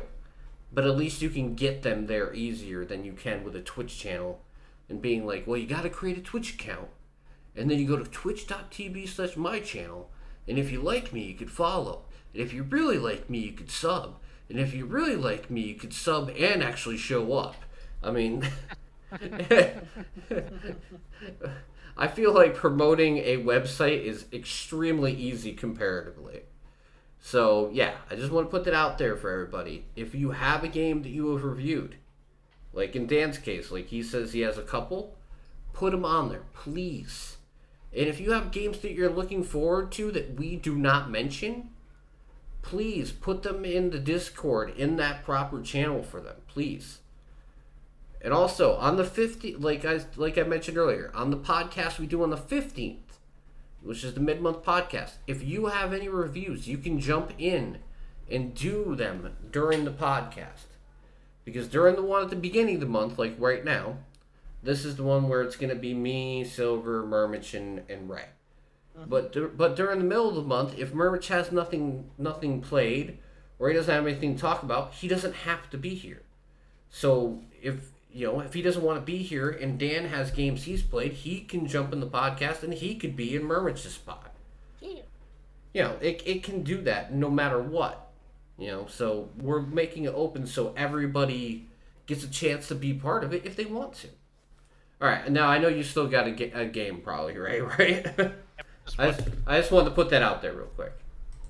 Yes, check out the website. Mermich, go on Discord, post the website address, and put a ping on it so people can actually see it. All right. Okay. What you got, Rick? In theme with Team 17, I played Neon Abyss. Alright. Mermich was all into this game for a while. Yes, Mermich and Razor, actually. Razor played a lot of this. Yes. Oh, looks like it's my turn to say the forbidden word. This is a roguelike. Mermich has got to put $2 in the swear jar. Why? Now. This was decided beforehand, Mermich. So yeah, this is a crazy fever dream of bullets and carnage in a roguelike setting. There's not a ton of story at this point. It's actually making fun of itself for not having story, so it's very self-aware. But it's pretty fun to jump around platform and fire off crazy weapons with all kinds of crazy upgrades. I was kind of surprised. I actually got through my first run, like the tutorial run. I made it all the way to the boss and beat the boss. Nice. 3 achievements. And after that session, my playtime was exactly 69 minutes, so I was tempted not to continue playing.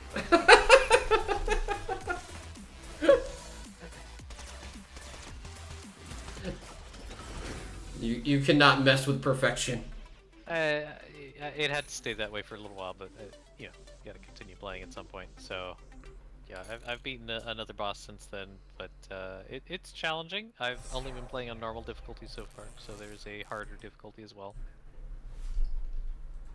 But yeah, there is a ton of weapons, a ton of upgrades, tons of replayability.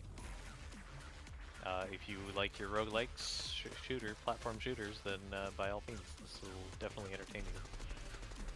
Nice. And Mermich, that's 3.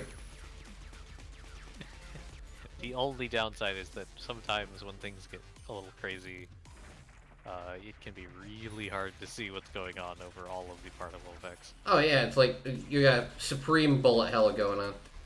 Yeah. Like I said, the only reason I'm so used to it is because I played shmups as a kid all the time. But I can see how it'd be a little overwhelming for most people too. But this game does have a lot of like good humor to it, so that's amazing. Oh yeah, it's funny. It's got like little references to things. Like I'm trying to remember what some of the upgrades I've gotten are. Oh yeah, like there's the Stark module or the Wayne things. Like it's funny. It's got humor. It's got artsy style. It's a good game. Nice. All right, is that the last one you had? That is the last one I played. Oh, great! We've made it through. It only took us an hour and a half to get through the first part. Didn't I say that this was like one of my favorite games from last year? Oh yeah, I think so. Yes. It's a very good game. I'm not gonna. It is very good. I'm not gonna tell you you're wrong. That you are the bullet hell. Yes. Yeah, and it can still get you killed. Yeah. Very easily, but it is so much fun. I haven't played it. Like I said, for me, man, Tales of Arise is going to be really hard to beat this year. It's not saying that it's impossible, but hey, if it does, though, you know it's going to be something good. Yeah, really good. Yes. Instead, I unlocked popcorn, so you get the free trial. Oh yeah, that. And that started off pretty terrible until I actually got the Big Daddy helmet. Oh, you got I the was Big like, Daddy helmet with popcorn? Yes! Oh my god. And the meteor. Thank you so much, Ava. So just to put it out there, guys, that website is only for community members only until the 15th. All So right. after Keep an that, eye out if you're not a member, or just join the community. yeah. So after that, we will put it out to the rest of the world. All right. Was I not supposed to put it in community chat? No, that's fine. That's part of the community. I'm saying, like, don't, like, post it on, social media or something. Mm-hmm. We're not ready for Don't spread it just yet. We're not Channel links too. I was gonna say we're not ready for that yet. We're not ready for that yet. But like I said, 2 things. one, as I mentioned about the podcast, about the website, make sure if you have a review, put it there, please. I want to see your reviews. I want to see your thoughts on games. I want to know what you guys, what you guys like, what you guys play when you're not around the community. It's nice to be able to see what people are actually playing when they're just off and doing their own thing. I don't play the same games. I don't play indie games all the time. I play them a lot on stream. But there's a lot of times where I go and play, something completely different when I'm off stream. Admittedly, I play a lot of, family things when I'm not streaming. Or I play Genshin with Jess. Or I play Madden because I'm part of a league for that. And sadly, never Minecraft. I have, listen, on my computer now, I have both Java Minecraft and Windows 10 Minecraft. You should not have told me that. I have both. You should not have told me you got Java Minecraft. And I have the Insane Craft mod that people use on YouTube channels. Yeah. It's 700 mods packed into one pack. And I literally have to let the map load for about 10 minutes, or it puts my computer in a hyperbolic state because of all the mods. That's the thing. Java Minecraft is so unfreaking what is it called? Yeah, unoptimized. That 16 gigabytes of RAM is not enough to run most of the mods on Minecraft for me. So I actually need to buy more RAM to actually run mods. Yeah, I got 32 gigs and it still chugs on that one. Yeah, don't ever get... I never use the ones that are over 700. 200 to 300 is usually the limit. Well, my kids wanted to be able to use the Infinity Gauntlet and the Infinity Armor. It's fair, but there are still some really good older mod packs that... Oh, yeah, well... They just don't make mods like they used to. Well, they have... Well, he's part of... I got him a membership to Minecraft Realms. So he's allowed to just basically pick whatever mods he wants. True. And we're gonna use some character models and make some new characters since he's got the Java version. So don't tell me I can help with. So don't tell me I don't play Minecraft. I don't know enough of how to play Minecraft myself. But I certainly help my children do it because I love them. Now, if you want a Minecraft skin, just let me know. I have made many Minecraft skins. But I've been pulled into games okay, let's talk about here's a topic we could talk about, right? All right. What is a game that initially you would be embarrassed to play, but once you did, you were fine with it? What was your guilty pleasure game that you got dragged into and I'm not gonna like this? League of Legends. And then you tried it and you're like, I really like this. League of Legends? League of Legends. I had a group of friends that were rabid League players, and they just kept telling me to get it and get it and get it, and I eventually downloaded it, and then they fired me through my first few games, and it was I enjoyed playing it. It was a fun game mechanically, but the community sucked. Boyfriend Dungeon. You've never played Boyfriend Dungeon, Dan. I don't know what it would be for me. Okay, how about when you initially started playing Warframe? No, I enjoyed the game thoroughly when I... Or how about Animal Crossing, or anything else that you got into and you weren't apprehensive about any of those? Anything that you were leery of or apprehensive? Yeah. Give me a moment, I'm trying to think.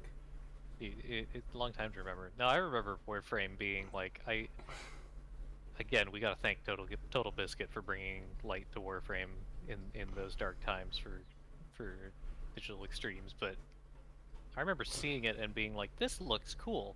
This game has potential. I'm getting on this train, and I never regretted that.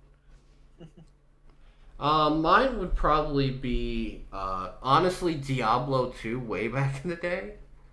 Because I was like, who plays games over a T1 line? You have to remember Actually, I think I got one. This is the year 2000 we're talking about, all right? So online gaming was still in a very premature, yeah. So, like, when I first started playing, I was like, you're just walking around, just hitting some guys with the enemy, like hitting guys with a sword or anything. What's so exciting about that? And then I discovered the most powerful thing that I've ever experienced in my life: the hunger for loot. And then, no matter how ugly Diablo 2 looked back in the day, I was always looking for loot. He's over there. Gotta get that loot. Where's the loot? So it turned into one night of playing it on a whim to putting close to 3,500 hours into the game. And that was all on me just being like, I don't really know if I want to play it. You know, I've been dragged into other stuff like World of Warcraft before and other things like that. And I never stuck with any of that. But like Diablo, when my friend was like, oh, come on, just give it a shot with me, play one night. And I'm like, whatever. One hit, just one hit. Yeah, and I played it for like an hour, and I was like, oh, dude, I gotta buy this. Okay, I gotta improve my internet at my house. And that's pretty much how it went. Like a week later, I had the game, and I was like, DSL? What's DSL? Oh, you can't get unhooked from the internet if someone calls you? All right, give me some of that DLC. I mean, DLC. DLC. God, DSL, right? You will never hear him say that again. Give me some of that DSL. Please clip it. Give me some of that DSL in my veins, baby. Yeah, no, he's going over to a friend's house. Like, hey, you guys got any of that Diablo stuff? Yeah. So like, Want to hear mine? I figured what mine was. What'd you figure out? Okay. It's either Rocket League or Shell Shock Live. That's fair. Because Rocket League, it's not the type of game I would normally play. Like the team versus team type game, like before then, I hadn't normally played.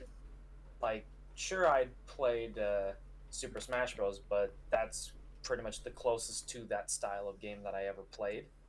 Then I played Rocket League and got highly addicted to it. And now I regret spending as much money as I did in the game, but I don't regret the time playing it. My experience with Rocket League was simple. When I first started playing PC games, I had a non-gaming laptop. So there's like your basic laptop, right? Internal, integrated graphics card, processor that was like bottom tier. So I could play like Broforce. Broforce was like the first real like PC game that I ever played. And then Rocket League, I remember I could play it at 720p at like 20 frames a second. But I put the first like 150 hours into that game playing it like that. Because that's all I could play. So I was playing the game like sub 30 frame rates, just learning how to play it, running like shit. And it was, And then once I got a real computer, I was like, wow, this is what the game really looks like. Because you have to remember, I was running it on ultra low settings. So it's like the grass was all fuzzy and the cars looked like something out of a PS2 game. And it was real bad. I can't wait for Dark Pictures anthology House of Ashes. Doesn't that come out in the second half of October? I know that comes out this month. And it finally completes the trilogy of the Dark Pictures anthology. You guys can speak. Don't worry. Alright, the 22nd it comes out. Alright, I'll have to keep an eye on that. I'll probably put a key code in for it. Because I know you guys are going to want your spooky games. But... Of course. I tried to find quite a few horror games for my list this month. Because, of course, it's spooky month. It has to. But as me and Ava figured out in the last Coffee and Indie game stream I did, Industria will be the first spooky game that I play. Because I started playing it during Coffee and Indie, and I got like 20 minutes in, and that game was a complete mindfuck, and I was like, nope, I'm saving it. And just stopped playing it. Because it's like, you get transported to a different dimension, and you got fucking like sentient robots chasing you around trying to murder you, and I was like, all right, this is perfect. I'm pulling the plug now. I'll play it later. Because then I get to cover two birds with one stone, right? I get to play an indie game that most people don't know, and I get to cover the horror part, which is great. All right, so let's talk about the games that we're looking forward to over the next 12 days at this point. I know, we couldn't do it on the 1st, but I wasn't going to do the podcast without Mermich, so I kind of have to work around his schedule. Sorry. No, don't be sorry, dude. You got to work. What am I going to... Don't and work. School now. Yeah, don't work or go to school. Just do podcasts and play video games. Everything will be fine. If only life were that simple. All right, I'm going to read out... Okay, so here's the game, right? I'm going to do the list of games throughout the month. And at the end of it, I want you guys to guess which one of these games is my wallpaper. Because you know how I change my wallpaper every month to be the game? Okay. You have to guess which one of these games is the wallpaper that I have behind the press right now. Okay, so who wants to go first? Let's not have it be me. I've talked enough. Perfectly balanced. As all things should be. Exactly. Or logic and puzzle games. Oh, I thought that was a joke at first, and I'm like, well, it's a real game. Yeah, no, that's the game. Okay. Perfectly balanced. Tales of Arise, duh. No, that's what was last month then. You saying he didn't change it? No, it's changed. It's one of the games I'm going to talk about now. Think carefully, poor. Oh, it's based on weight balance. Okay. Yeah, it's perfectly balanced. So That's all things should be. So you got to know your translations of like kilogram to gram to, you know. Or you find out, I guess. Yeah. That's cool. All right. More than 50 Puzzle games, minimalist, logic. It's so minimalist it doesn't even have a trailer. Using my ears. But it does have 50 levels and difficulty escalation, so that's good. Yes. All right, Mermich, what's your first one? My first one is The Last Campfire. Jess is going to This one. Yeah, she's gonna try and play it again now that I got her the Steam version of the game. Woo. I felt bad though. She spent like 3 hours playing the Epic version, and then it just stopped working. So, all right. So what are you intrigued with about this? Because I know it's basically a puzzle game at heart. Well, yeah, it was something I was looking at too. So yeah, it looks cute, which fits Mermich's criteria, right? And it's from Hello Games, who made what?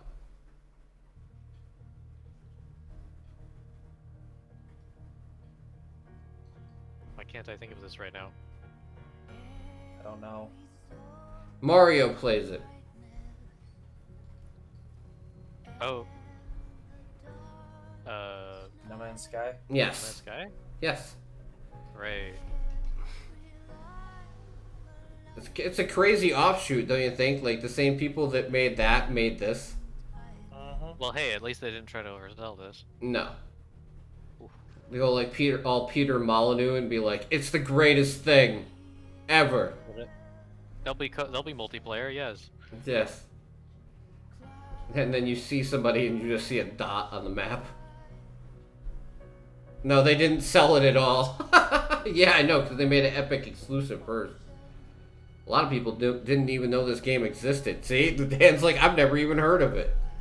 No, Jess played some of it. It's a pretty interesting game. But making it Epic exclusive with like no fucking promotion whatsoever was not a good idea. But yeah, it seems like a cool puzzle platform. Why is he a condom? I don't know. It says you're a lost ember. Or Sackboy, but I think that's covered by Sony. He can't use that name.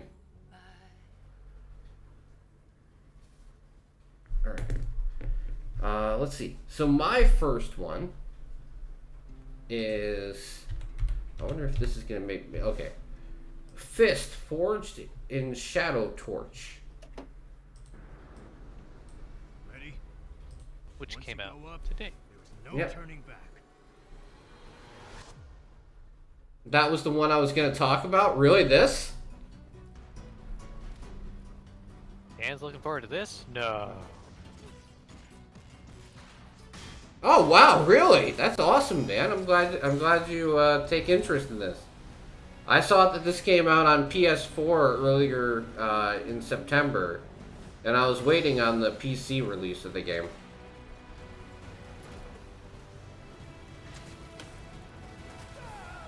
Seems like a very cool idea, right? Kind of Metroidvania almost. Yep.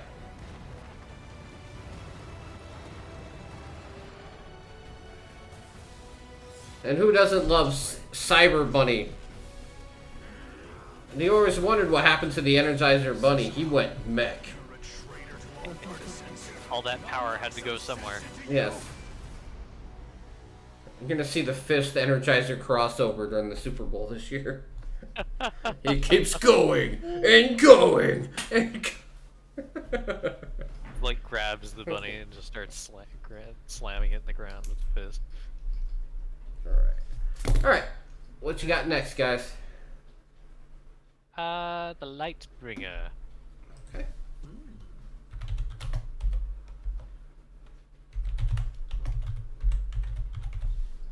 Adventure puzzle platformer. Keyword being puzzle. Need I say more? Of course, that's why it's on my list. Dear brother. I think this just looked really interesting. Like, It does. It has a cute little art style. It doesn't look bad at all. Be protecting our lands.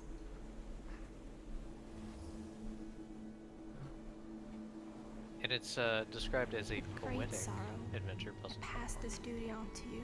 with light combat elements. Do not be afraid, as I will guide you through.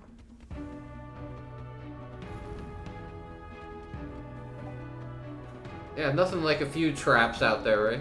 Yeah. Light combat elements. Didn't say anything about whether they had the light platforming elements or not.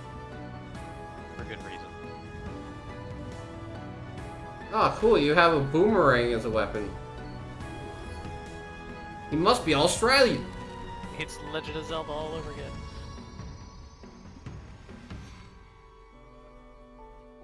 Lightbringer, your story is about to begin. Actually, You that have one enough kind of reminds me courage of like and light Breath within. of the Wild. You know what this reminds me of is, what was it? Runic? No, Tunic. It was a... That sounds familiar. Yeah, it's a Xbox indie game that came out last year. So it was basically puzzle platforming with a little bit of like Zelda tossed in. Runic. RUNIC. I think that was the name of it.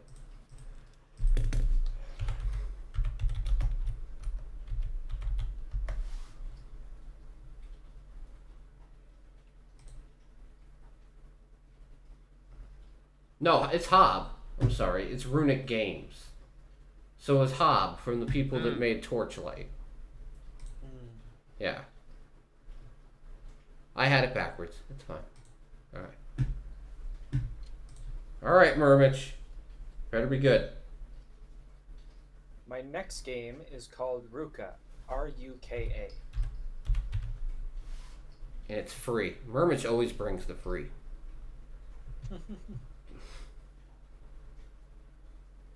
Alright. It's a cartoon puzzle game where you play as a clumsy girl who is quite oblivious to the outside world. Maneuver through your grandmother's manor and survive the mysteries there and find him. But be warned, not everything as it seems. We're doing lots of puzzle games. Yes, I see that. But that's alright. Like I said, Looks like a really cute, puzzle game. similar to With games, just a little bit of a spoopy atmosphere. similar to games you played, Balloons TD6 and Goose Goose Duck. What? Theme, go drunk, you're home. Yeah.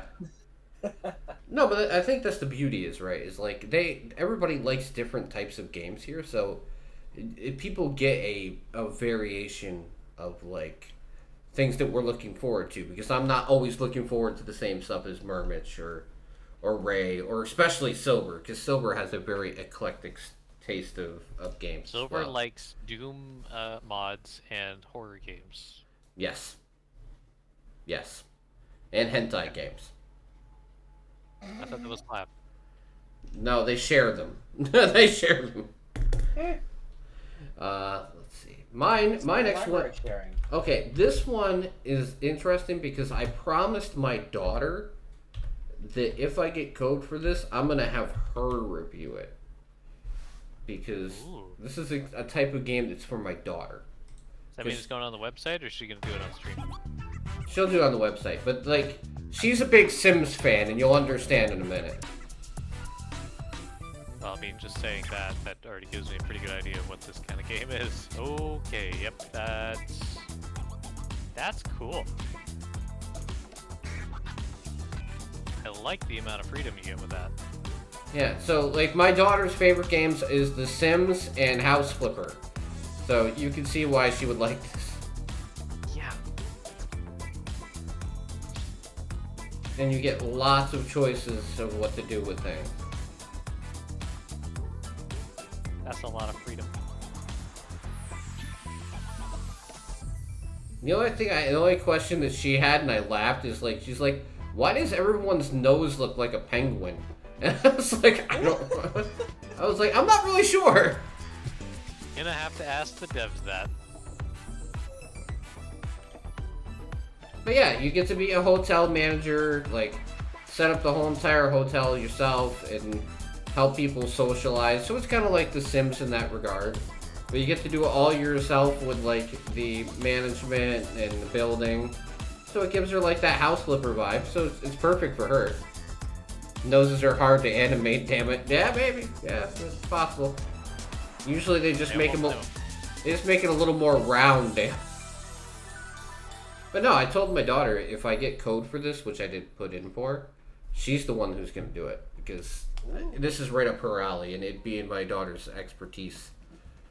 Because I don't think that I could properly review a game like this. The hospitality industry is one gigantic garbage. But yeah, it looks really cool. So, do you want me to do a couple more to make this even out, guys, or? Sure. Okay. This is one I'm doing on stream this week because I already have code for it. Super Monkey Ball, Banana Mania. This will be my first time playing Super Monkey Ball in years. So it's going to be fun. But yes, I am playing Super Monkey Ball on stream this week.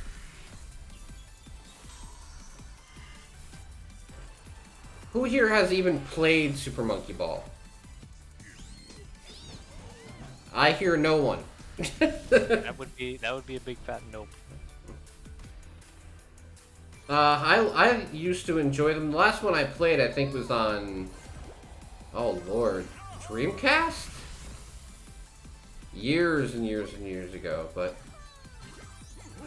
I was also a fan of, like, you know, the game, the old games they had when we were younger, Dan, where it'd have the marble inside the puzzle, and you try and like turn it left and right to get the marble to go through the puzzle to the end. That's pretty much what Super Monkey Ball is.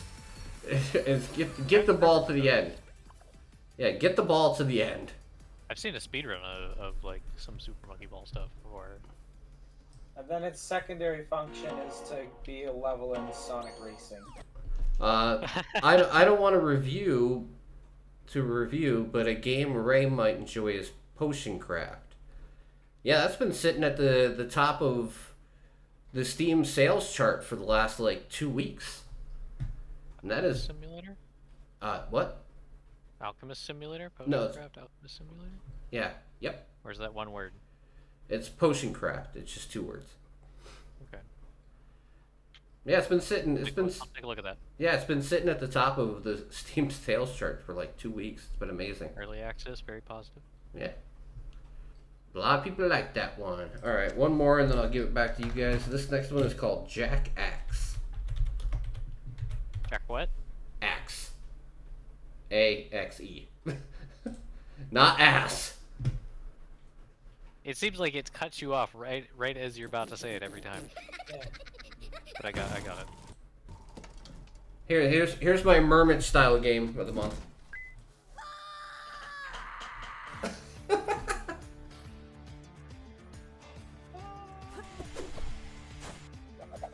Tell me, Ray, does this game remind you of anything? Yes.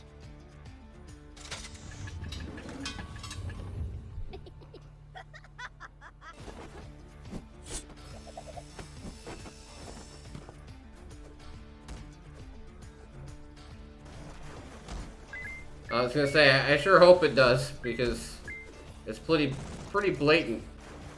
Wait, is that multiplayer? Oh yeah. Oh, multiplayer Celeste? Yeah.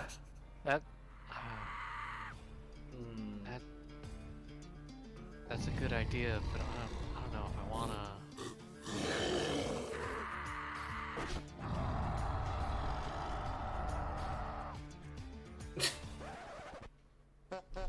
I do like how this entire trailer is playing out like a Dragon Ball Z episode. Yes, but it's only, unfortunately, it does have remote play, but it's only split screen co-op. Oh, that's too bad. But it does have remote play, so you can still do it. I mean, but yeah, it's a old school platforming game, but with like kind of like a Celeste vibe to it. But yeah, you can do up to 4 players of co-op. That's pretty nice. That's cool. All right, you ready, guys? We're gonna play it together. I'll buy it. Let's go. Maybe. Maybe. It's like, I don't know if Well, you can have a maybe. I was gonna say, do I really want to punish myself that bad? That's what I'm thinking. Alright. Alright, you No, guys. looks good. Okay, what's your next one, Ray? Leaf tree. Okay. Leaf tree.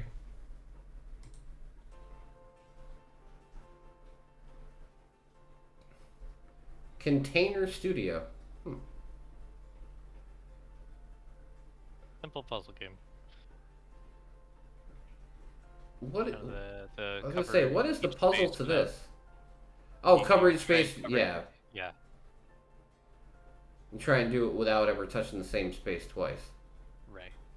Don't block yourself in and cover every space. Huh. Okay. Which I imagine could get rather difficult eventually.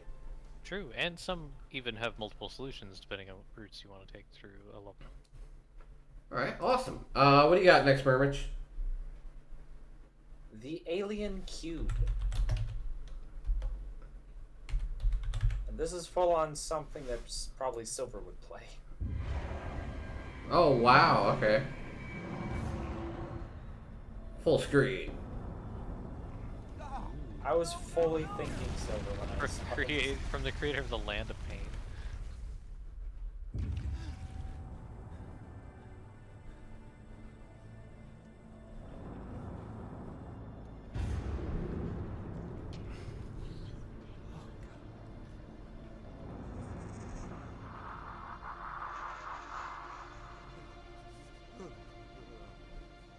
Holy shit. Yeah, it certainly has a silver atmosphere to it. Dude, I want to play this. I'm not even kidding, I'll play it. I was gonna say, does that mean Mermich gets a point? Yep, Mermich gets a point. Yay! Achieved with CryEngine. Oh, it's on the CryEngine, that's why. Oh, and actually, it can't really be a cheap game if they can afford a CryEngine either. So that's kind of a good thing. Yeah. Alright, I don't know if this is Epic exclusive or not. I don't think it is. No, it's not. Okay, Age of Darkness Final Stand. Which is a survival RTS, but in dark fantasy base building game. And another Team 17 game.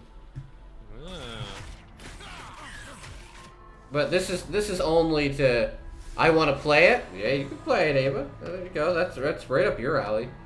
This game would only be to hold me over until Age of Empires 4 comes out later in the month. Age of Empires 4, after all these years, is finally coming out at the end of October. So.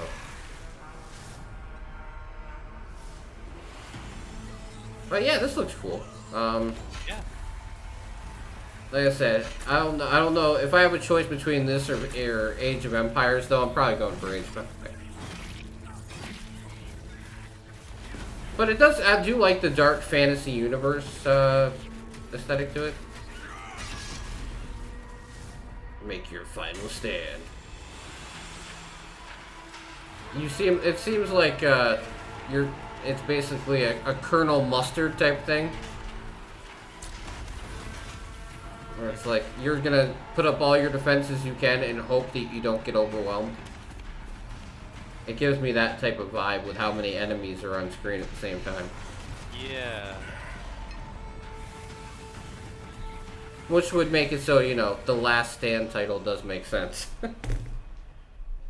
Alright, I hope I have this spelt right. There you go. Mandashire. Okay, this one, I actually usually do not put any games on here that don't have a trailer. But this game looked interesting enough where I was willing to overlook that. It is a RPG game that has like a somewhat voxel type style. And it's based on Turkish mythology. That's interesting. Yeah, so I thought it was worth pointing out because even though it doesn't look, you know, amazing, it looks good enough where it doesn't feel like it's a cheap, like, thrown together game. I'm gonna check it out. Another, like, what was that game Ava and you liked from last year? Kind of that cultural. Oh, Raji. Yeah. Maybe hoping it's another Raji style. Yeah. Where it's like, yeah, hey, this. Yeah. A fresh thing. And Raji really was. Raji was like not a big budget game, but it had a lot of like heart and intelligence put in it, which made it a really cool experience. So I'm hoping this is something of that in that realm, hopefully. All I can do is check it out and see. Okay, and this is an easy one, guys. You know, I think everyone knows this one's coming out. Back for Blood. Yes. Of course. Back for Blood comes out in 9 days.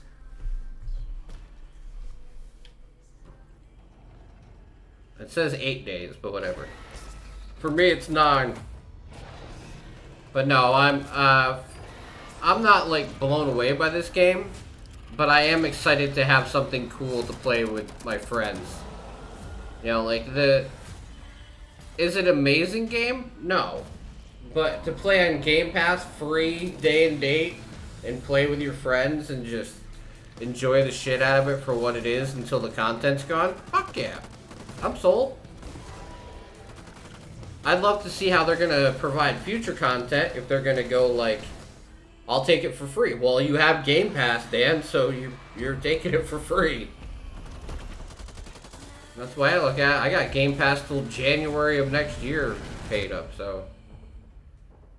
And yeah, I'm excited because I like playing co-op games of this vein. Honestly, I'm kind of more excited for World War Z, the World War Z expansion, but no, that's not free. It's $20 to upgrade for World War Z. Alright, so what's next, Rick? Conundrum.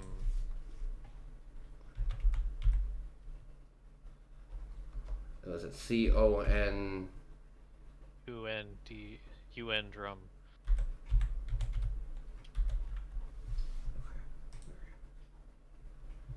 Well, there's actually 2 games that are named Conundrum, but that's fine. It is that one. Yeah, I figured out which one.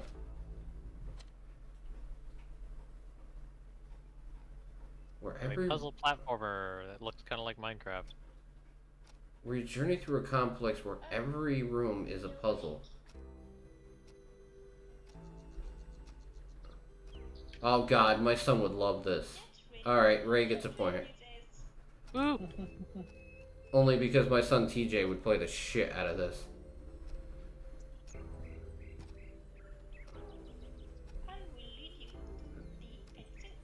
Actually, Jess would probably play the shit out of this too, let's be real. Here is my hard test. Oh, no, you're not supposed to be here. Please. Oh, you can even put blocks down. Oh boy. To escape. You can do whatever you want, but I want him dead. You fell in my trap. I need to stop that. I need to stop you. So a bit of Portal-esque, Yeah. Minecraft style. Huh. That's interesting. Alright, what's your next one, Mermich? Settlement survival.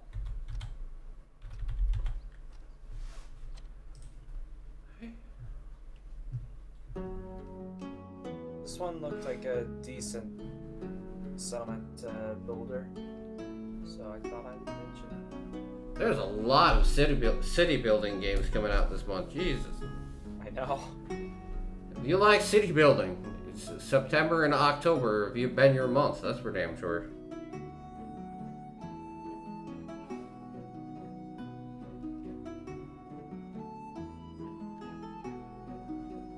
Yeah, that seems cool though. Develop trade routes, that bustling and unique town. I mean, I like the art style of it. It's got the very,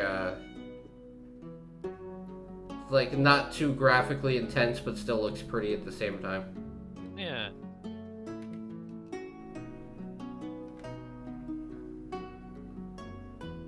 You know, it reminds me hardcore of, like, Sim Farm. I was gonna say, have you guys ever played Sim City or Sim Farm? Because Sim Farm was, like, a staple in my school for some reason. So I used to literally stay after school in my sophomore year and play Sim Farm afterwards because I didn't have my computer yet. That's it. That's pretty interesting. Yeah. Alright. Next up is...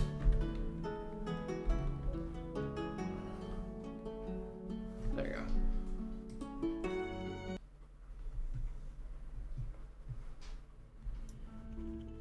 Lumion? Which is... kind of gives me a, Ori vibe. Ori, yeah, exactly. If I wasn't looking carefully, I would assume this was Ori. Right. It even has kind of a Celeste feel to it as well with platforming.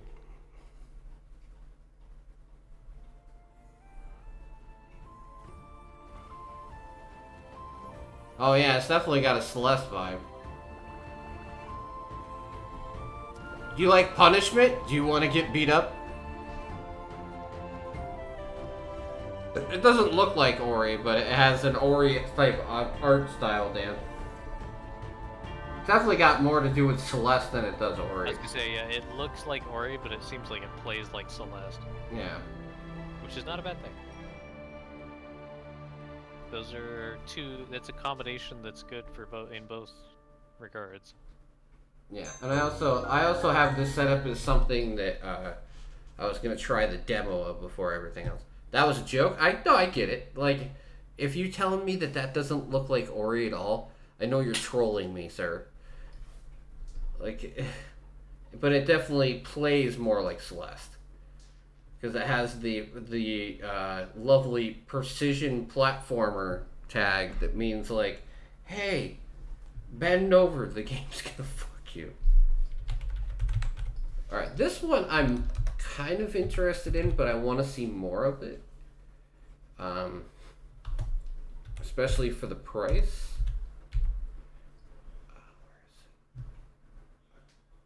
It was just on there. What the fuck? Yeah, Doctor Who, The Edge of Reality.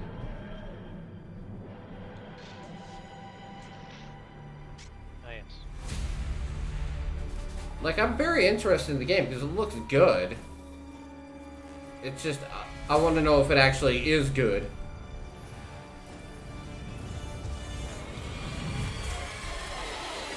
Yes, a Doctor Who game.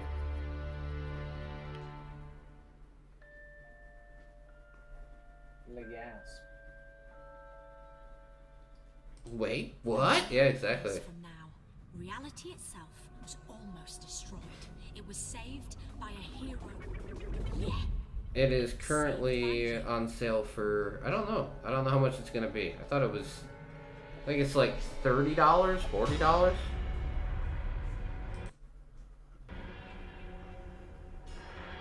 Here, only because Ava mentioned something, we'll make sure to put it full screen.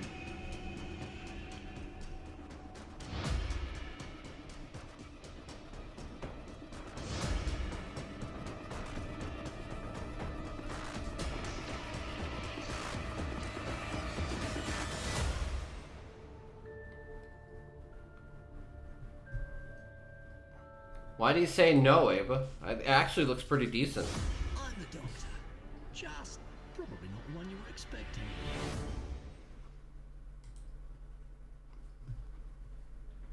Oh my fucking god. What's wrong, Ava? Alright. She's excited. I know, right? See, I come up with some good games once in a while. This one's kind of like my lower budget title of the month, but it looks interesting. It's Dire Vengeance.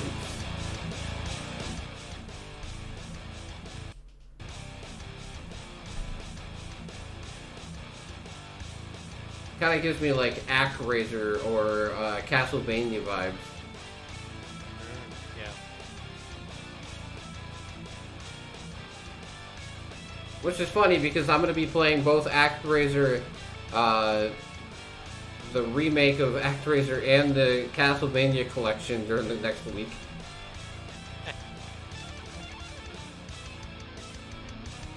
But yeah, it seems really cool and well done. So I'm a huge fan of Doctor Who. That's awesome though, Ava. Hey, if I get key for it, I'll try and get an extra one, and you can win yourself a copy and be all happy. Either that, or we'll play through it together, and you can experience it with me. Whatever.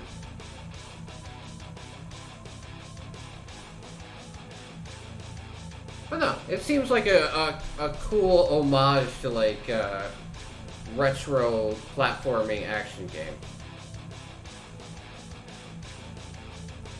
Without Konami to fuck it all up.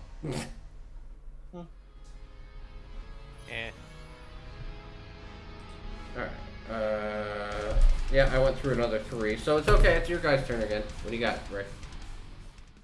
Maze Man is my last one. Is it one word? Yes.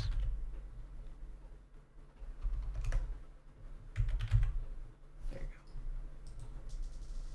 My father was a maze man. His father, he was also a maze man. go. A maze man. His grandfather was a shoemaker. Just kidding, he was a maze man too. Okay, that was funny. Today I fulfill my destiny. Today I become the Maze Man. Oh god, this like gives me Nintendo vibes so hard. Like old school NES vibes.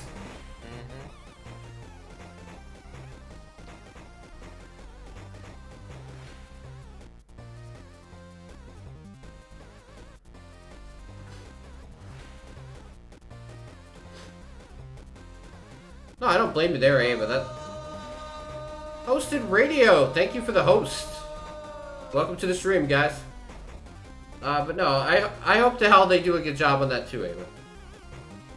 Maze Man. It seems like a counterfeit Mega Man boss, but it actually looks like a pretty cool game. I thought it looked neat. Has a demo. I know. I love the next best. I do. I love the you know, for all the shit I give the guy who puts together the Game Awards. He's done an amazing job of putting together these festivals for Steam now. And getting out demos so people can actually try things. Alright, Mermich, you got any more? Yep. Okay, what you got? Teal Grounds, all one word. Alright. I'm bringing the horror games this month. It's October after all.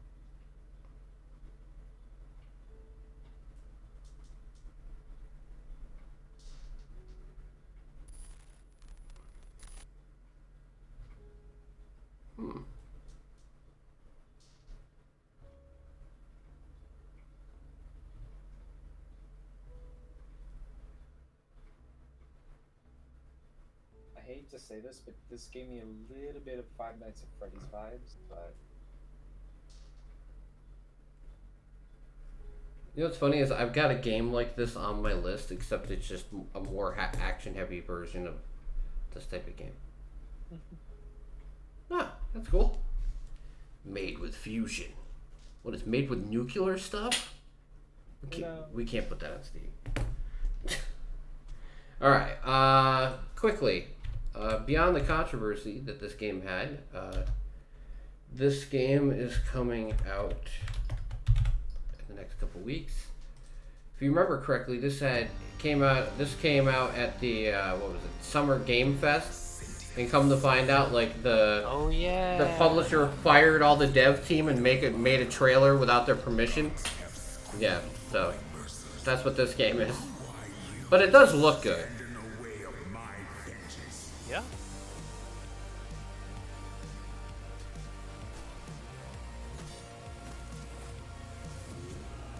This ambition of yours, what a waste of stardust.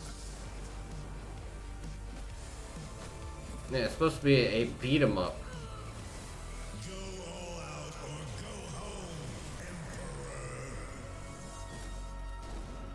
So I totally will be playing this. This is, you know.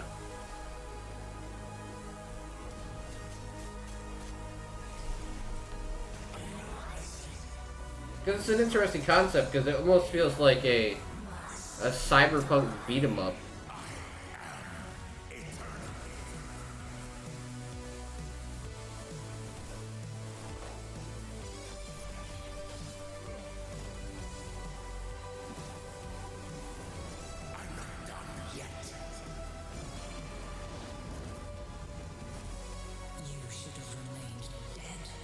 Yeah, I like the art too. It's an amazing art style in the game.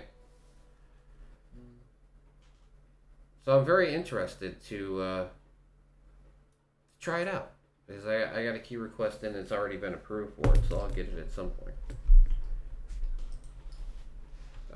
Okay, here's one that's for the community, guys. This is for all of us. Jackbox Party Pack 8. Oh boy. What's it got this time? Time for the Jackbox Party Pack 8. Serving up 5 sweet new party games that'll leave you hungry for more. Grab a pen and watch the weird prompts of Drawful come alive in the moving sequel, Drawful Animate. You'll believe a cat can crochet. Assemble the weirdest answer to high-stakes questions and land the corner suite with Job Job. One last thing. Job How Job? can you start? Solve murders your friends are committing while drawing weird weapons to murder on your own in Weapons Drawn. That looks Find out cool. who did this, Dame Booty Bench? Do you dare enter the poll Time mine? to murder Guess your Tim team's with opinions the on bizarre surveys and phallic escape a haunted object. cave. It's the ultimate in group mind. Then spin up those trivia skills to grab a space on the boy. wheel of enormous proportions. The wheel of enormous A promotion. wheel of enormous proportions. With room for 10 players and your phone is your game controller, this is one party you can't miss. Proportions. Or play remotely over a screen. We can work with that. The Jackbox Party Pack 8. Treat yourself to the sweetest party pack of them all. I'm down. We'll play it on the channel.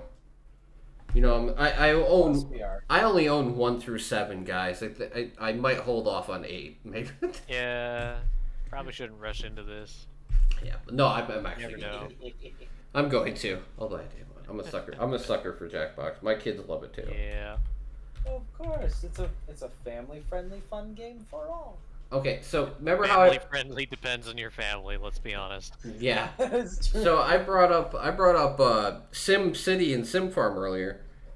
This game right here gives me a crazy amount of Sim City vibes. Family friendly. If you turn the filter on, Dan. That's fair. A retro city building game for a modern world.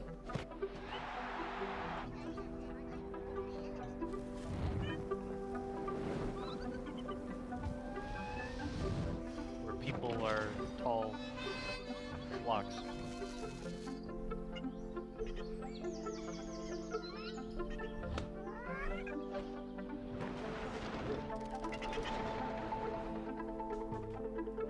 Welcome to Silicon City.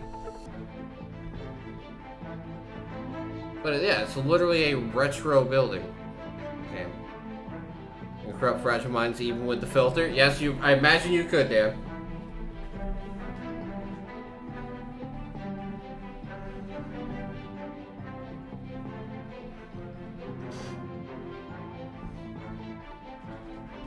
Well, yeah, it's basically SimCity without breaking copyright. No, and you know what Dan needs? They need a GeoGuessr on Steam for like $2 that you could buy. Because I know you like to do GeoGuessr on your streams, Dan. They need like a GeoGuessr you can just buy and own on Steam. Let's see. This one's a pretty popular one, and this one's going to be on Game Pass day 1 as well. This one I heard about from my buddy Tons, to give him credit. Riftbreaker. Riftbreaker Ashley, please report. Begin field-based setup. Oh, I know you do.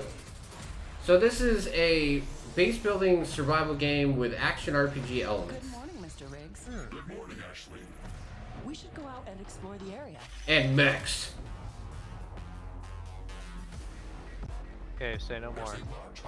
I was gonna say, do I have your attention yet, Ray? You go out and get resources in your giant mech suit, and then use it to do base building afterward. And then protect it from legions of enemies that...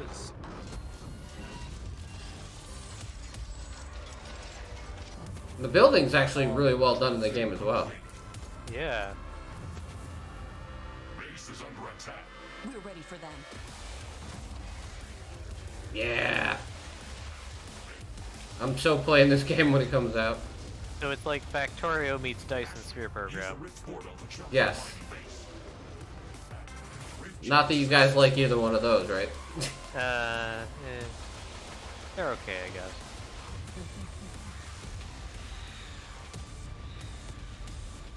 Look at that horde of enemies, though. Holy fuck. Yeah, that looks like a Factorio Death World. I estimate a few thousand creatures running at our base. Prepare yourself, Ashley. This will be a tough fight. I am ready. My body is ready. Yeah, see?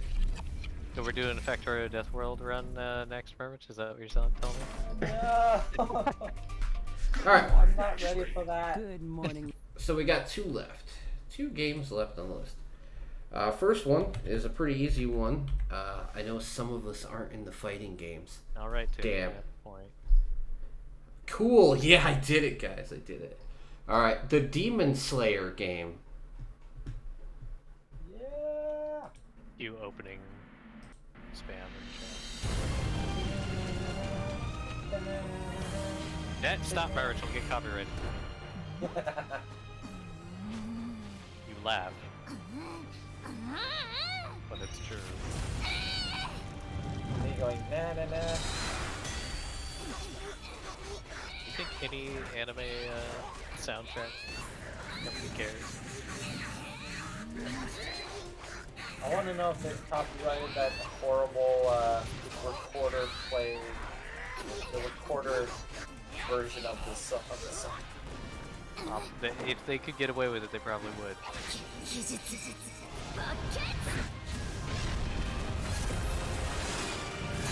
Closest I can see this is like a mix of like the Naruto games with like Dragon Ball Fighter Z.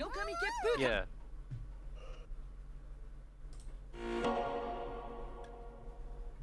I was like, I had no idea that Sega even had the rights to that shit.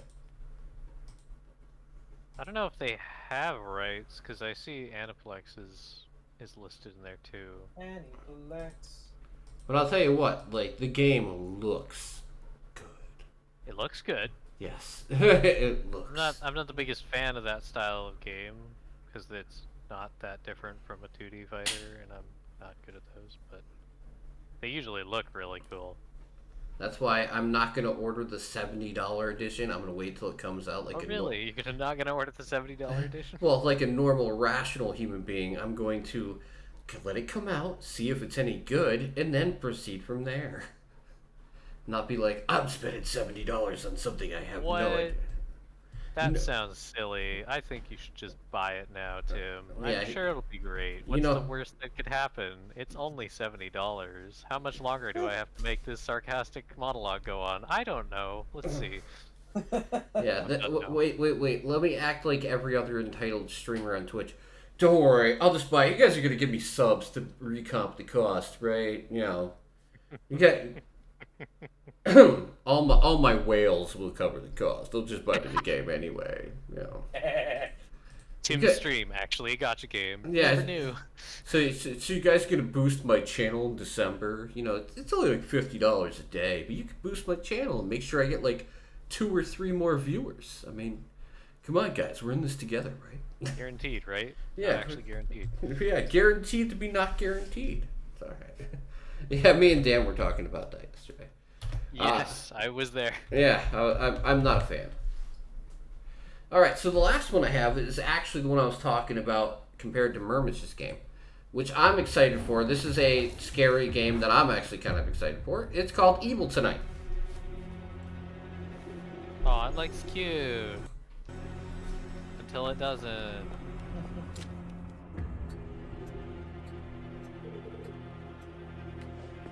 I do have one more game too, just to mention. Okay. Mermich was holding out on us.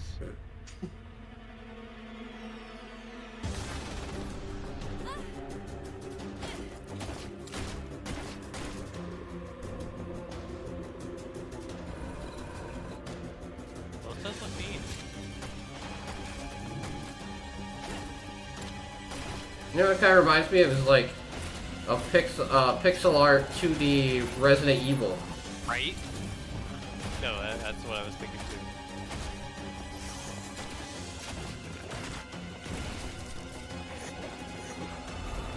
Just the RPG. It's not really a Resident Evil game if you don't have like an unlockable RPG. True. But no, this is one of the games I'm more likely to play on stream. I'd be interested in watching that. Alright, so we're all done with all the games except for Mermich. Just let Mermich go. But then after that, VR. What is it? Hockey VR? Yes.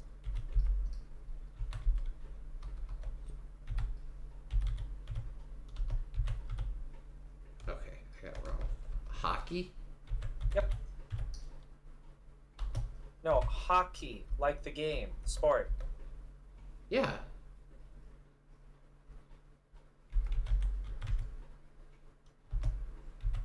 Is it one word or two? There you go. Got it. I was gonna say, I had it right. Fuck you. Sorry, I have. Darn Steve. Is Mermich actually gonna play this? Who knows? If you do, I want to see it. Trust me, if there I any do it. significant gameplay with this? Or is it just shoot on a goal? That's what I'm worried about. I'm worried that it is just shoot at a goal, but it still looks really cool. I'm gonna be honest, Mermich, I'm pretty sure this is just shoot at a goal. If you don't see it doing anything else, then it's not. Choose between timed and shot count game modes. It's just, yeah, there's only 2 game modes. Who knows? They might add more. No, I'm just saying. It says play against the goalie in 3 different environments in 2 different game modes. That's fine. There's nothing wrong with that. Okay. It doesn't look bad for that. All right. So, out of all the games that I mentioned, guys, what do you think is my wallpaper? I've already forgotten like half of what you Back for mentioned. Blood? Hang it. No, it's not Back for Blood. No, it's not Back for Blood.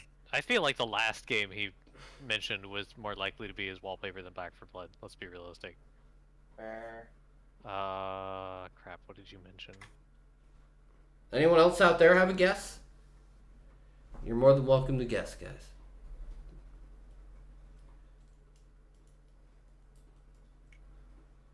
I'll give you a clue. It's either towards the beginning or towards the end. Yeah, that helps. It's not in the middle. That doesn't help. The one with the art style. That's With the art style. Aeon must How die. descriptive, Dan. Aeon must die is the one he's talking about. I'm supposed to be making your wish list bigger, Dan. You're not even paying attention anymore. No, it's fine. What do you think? Any guesses, or do you just want me to show you? Alright, last one you mentioned. Evil Tonight? Yeah. Okay. It's not that, but that's what I'm gonna guess. Alright. It's actually Fist. That makes more sense. Ah, yeah. I mean, cause come on, I can't not put a polar bear in a fucking giant like steampunk suit on it. How about a mouse with a monocle? That's there too. But okay. Before we go, what? Tim might actually be a furry. Yeah, totally. No, I'm hoping it's just better than Biomutant. That's all. That's all it needs to be, really. Like, if you think about it, that's all it needs to be. Yeah. So 2 more things before I go, guys, and then I will end the podcast. Okay. The pumpkin carving contest. I want to say that the entries can begin on the 20th, and they will end on the 29th. I will make sure to post this in Discord afterwards, unless someone else wants to do so. Like I said, the reward for first place is a $50 Amazon gift card. Second place, you win a 3-month gifted sub to whatever channel you want on Twitch, whether it be mine, anyone else's, I don't care. It's probably not going to be mine, so I don't care. And then third place, you get to pick a stream and we'll do whatever you want. So I just want everyone involved, really. That's why Now, Tim? Yeah. As for voting, should we do the you get 1 vote and you can't vote for yourself type thing? Yes. Good. Because my daughter's entering as well. Yeah, we don't want to make this biased. No, you can't just vote for yourself, no. But I'm hoping we can get quite a few people to enter, and then we're going to be doing a Christmas cookie competition in December as well. So you're going to try and make and design your best cookie, which I know Dan's going to fucking win. But not like he doesn't have an advantage or anything. But we're going to do it to just try and make the holidays more fun and interactive for everybody. So yeah, get your pumpkins, which I know are a whopping $3 or $4 if you get a huge one, and get carving and share your pictures. And I'll make sure to create a Discord channel just for that. I got enough of them that don't get used. We'll just change one over. And yeah, so we got a lot of cool stuff coming on this holiday. And quickly, just to go over the games that I'll be playing over the next few weeks that you might be interested in. Far Cry 6, I'll be playing this Thursday. I haven't found anybody else who has Uplay Plus yet, so I don't know if I'll be playing it single player or co-op. But either way, I'll be playing it on Thursday. Also, I'm going to be playing the Guardians of the Galaxy game later this month. And Riftbreaker, I'm going to be playing a lot more indie games. But the big ones are going to be Far Cry 6. We'll finally get to Life is Strange, True Colors. and probably Guardians of the Galaxy will be the 3 big games that I play this month. So hopefully one of those will make you happy and pique your interest. And I will also try and play the Doctor Who game if I get access to Ava. So if I do, you'll be the first to know. But yeah, thank you guys so much for hanging out the podcast. It actually was not as long as I thought it was going to be. 2 hours and 45 minutes is not bad. I think we remember, starting next month though, we're gonna start doing the on November 1st podcast, to clarify. We're gonna start doing the worst and best list of the year. So be prepared for the actual game awards from the channel. And I know it's still fresh in everybody's mind, but there is actually going to be a Air Razor award.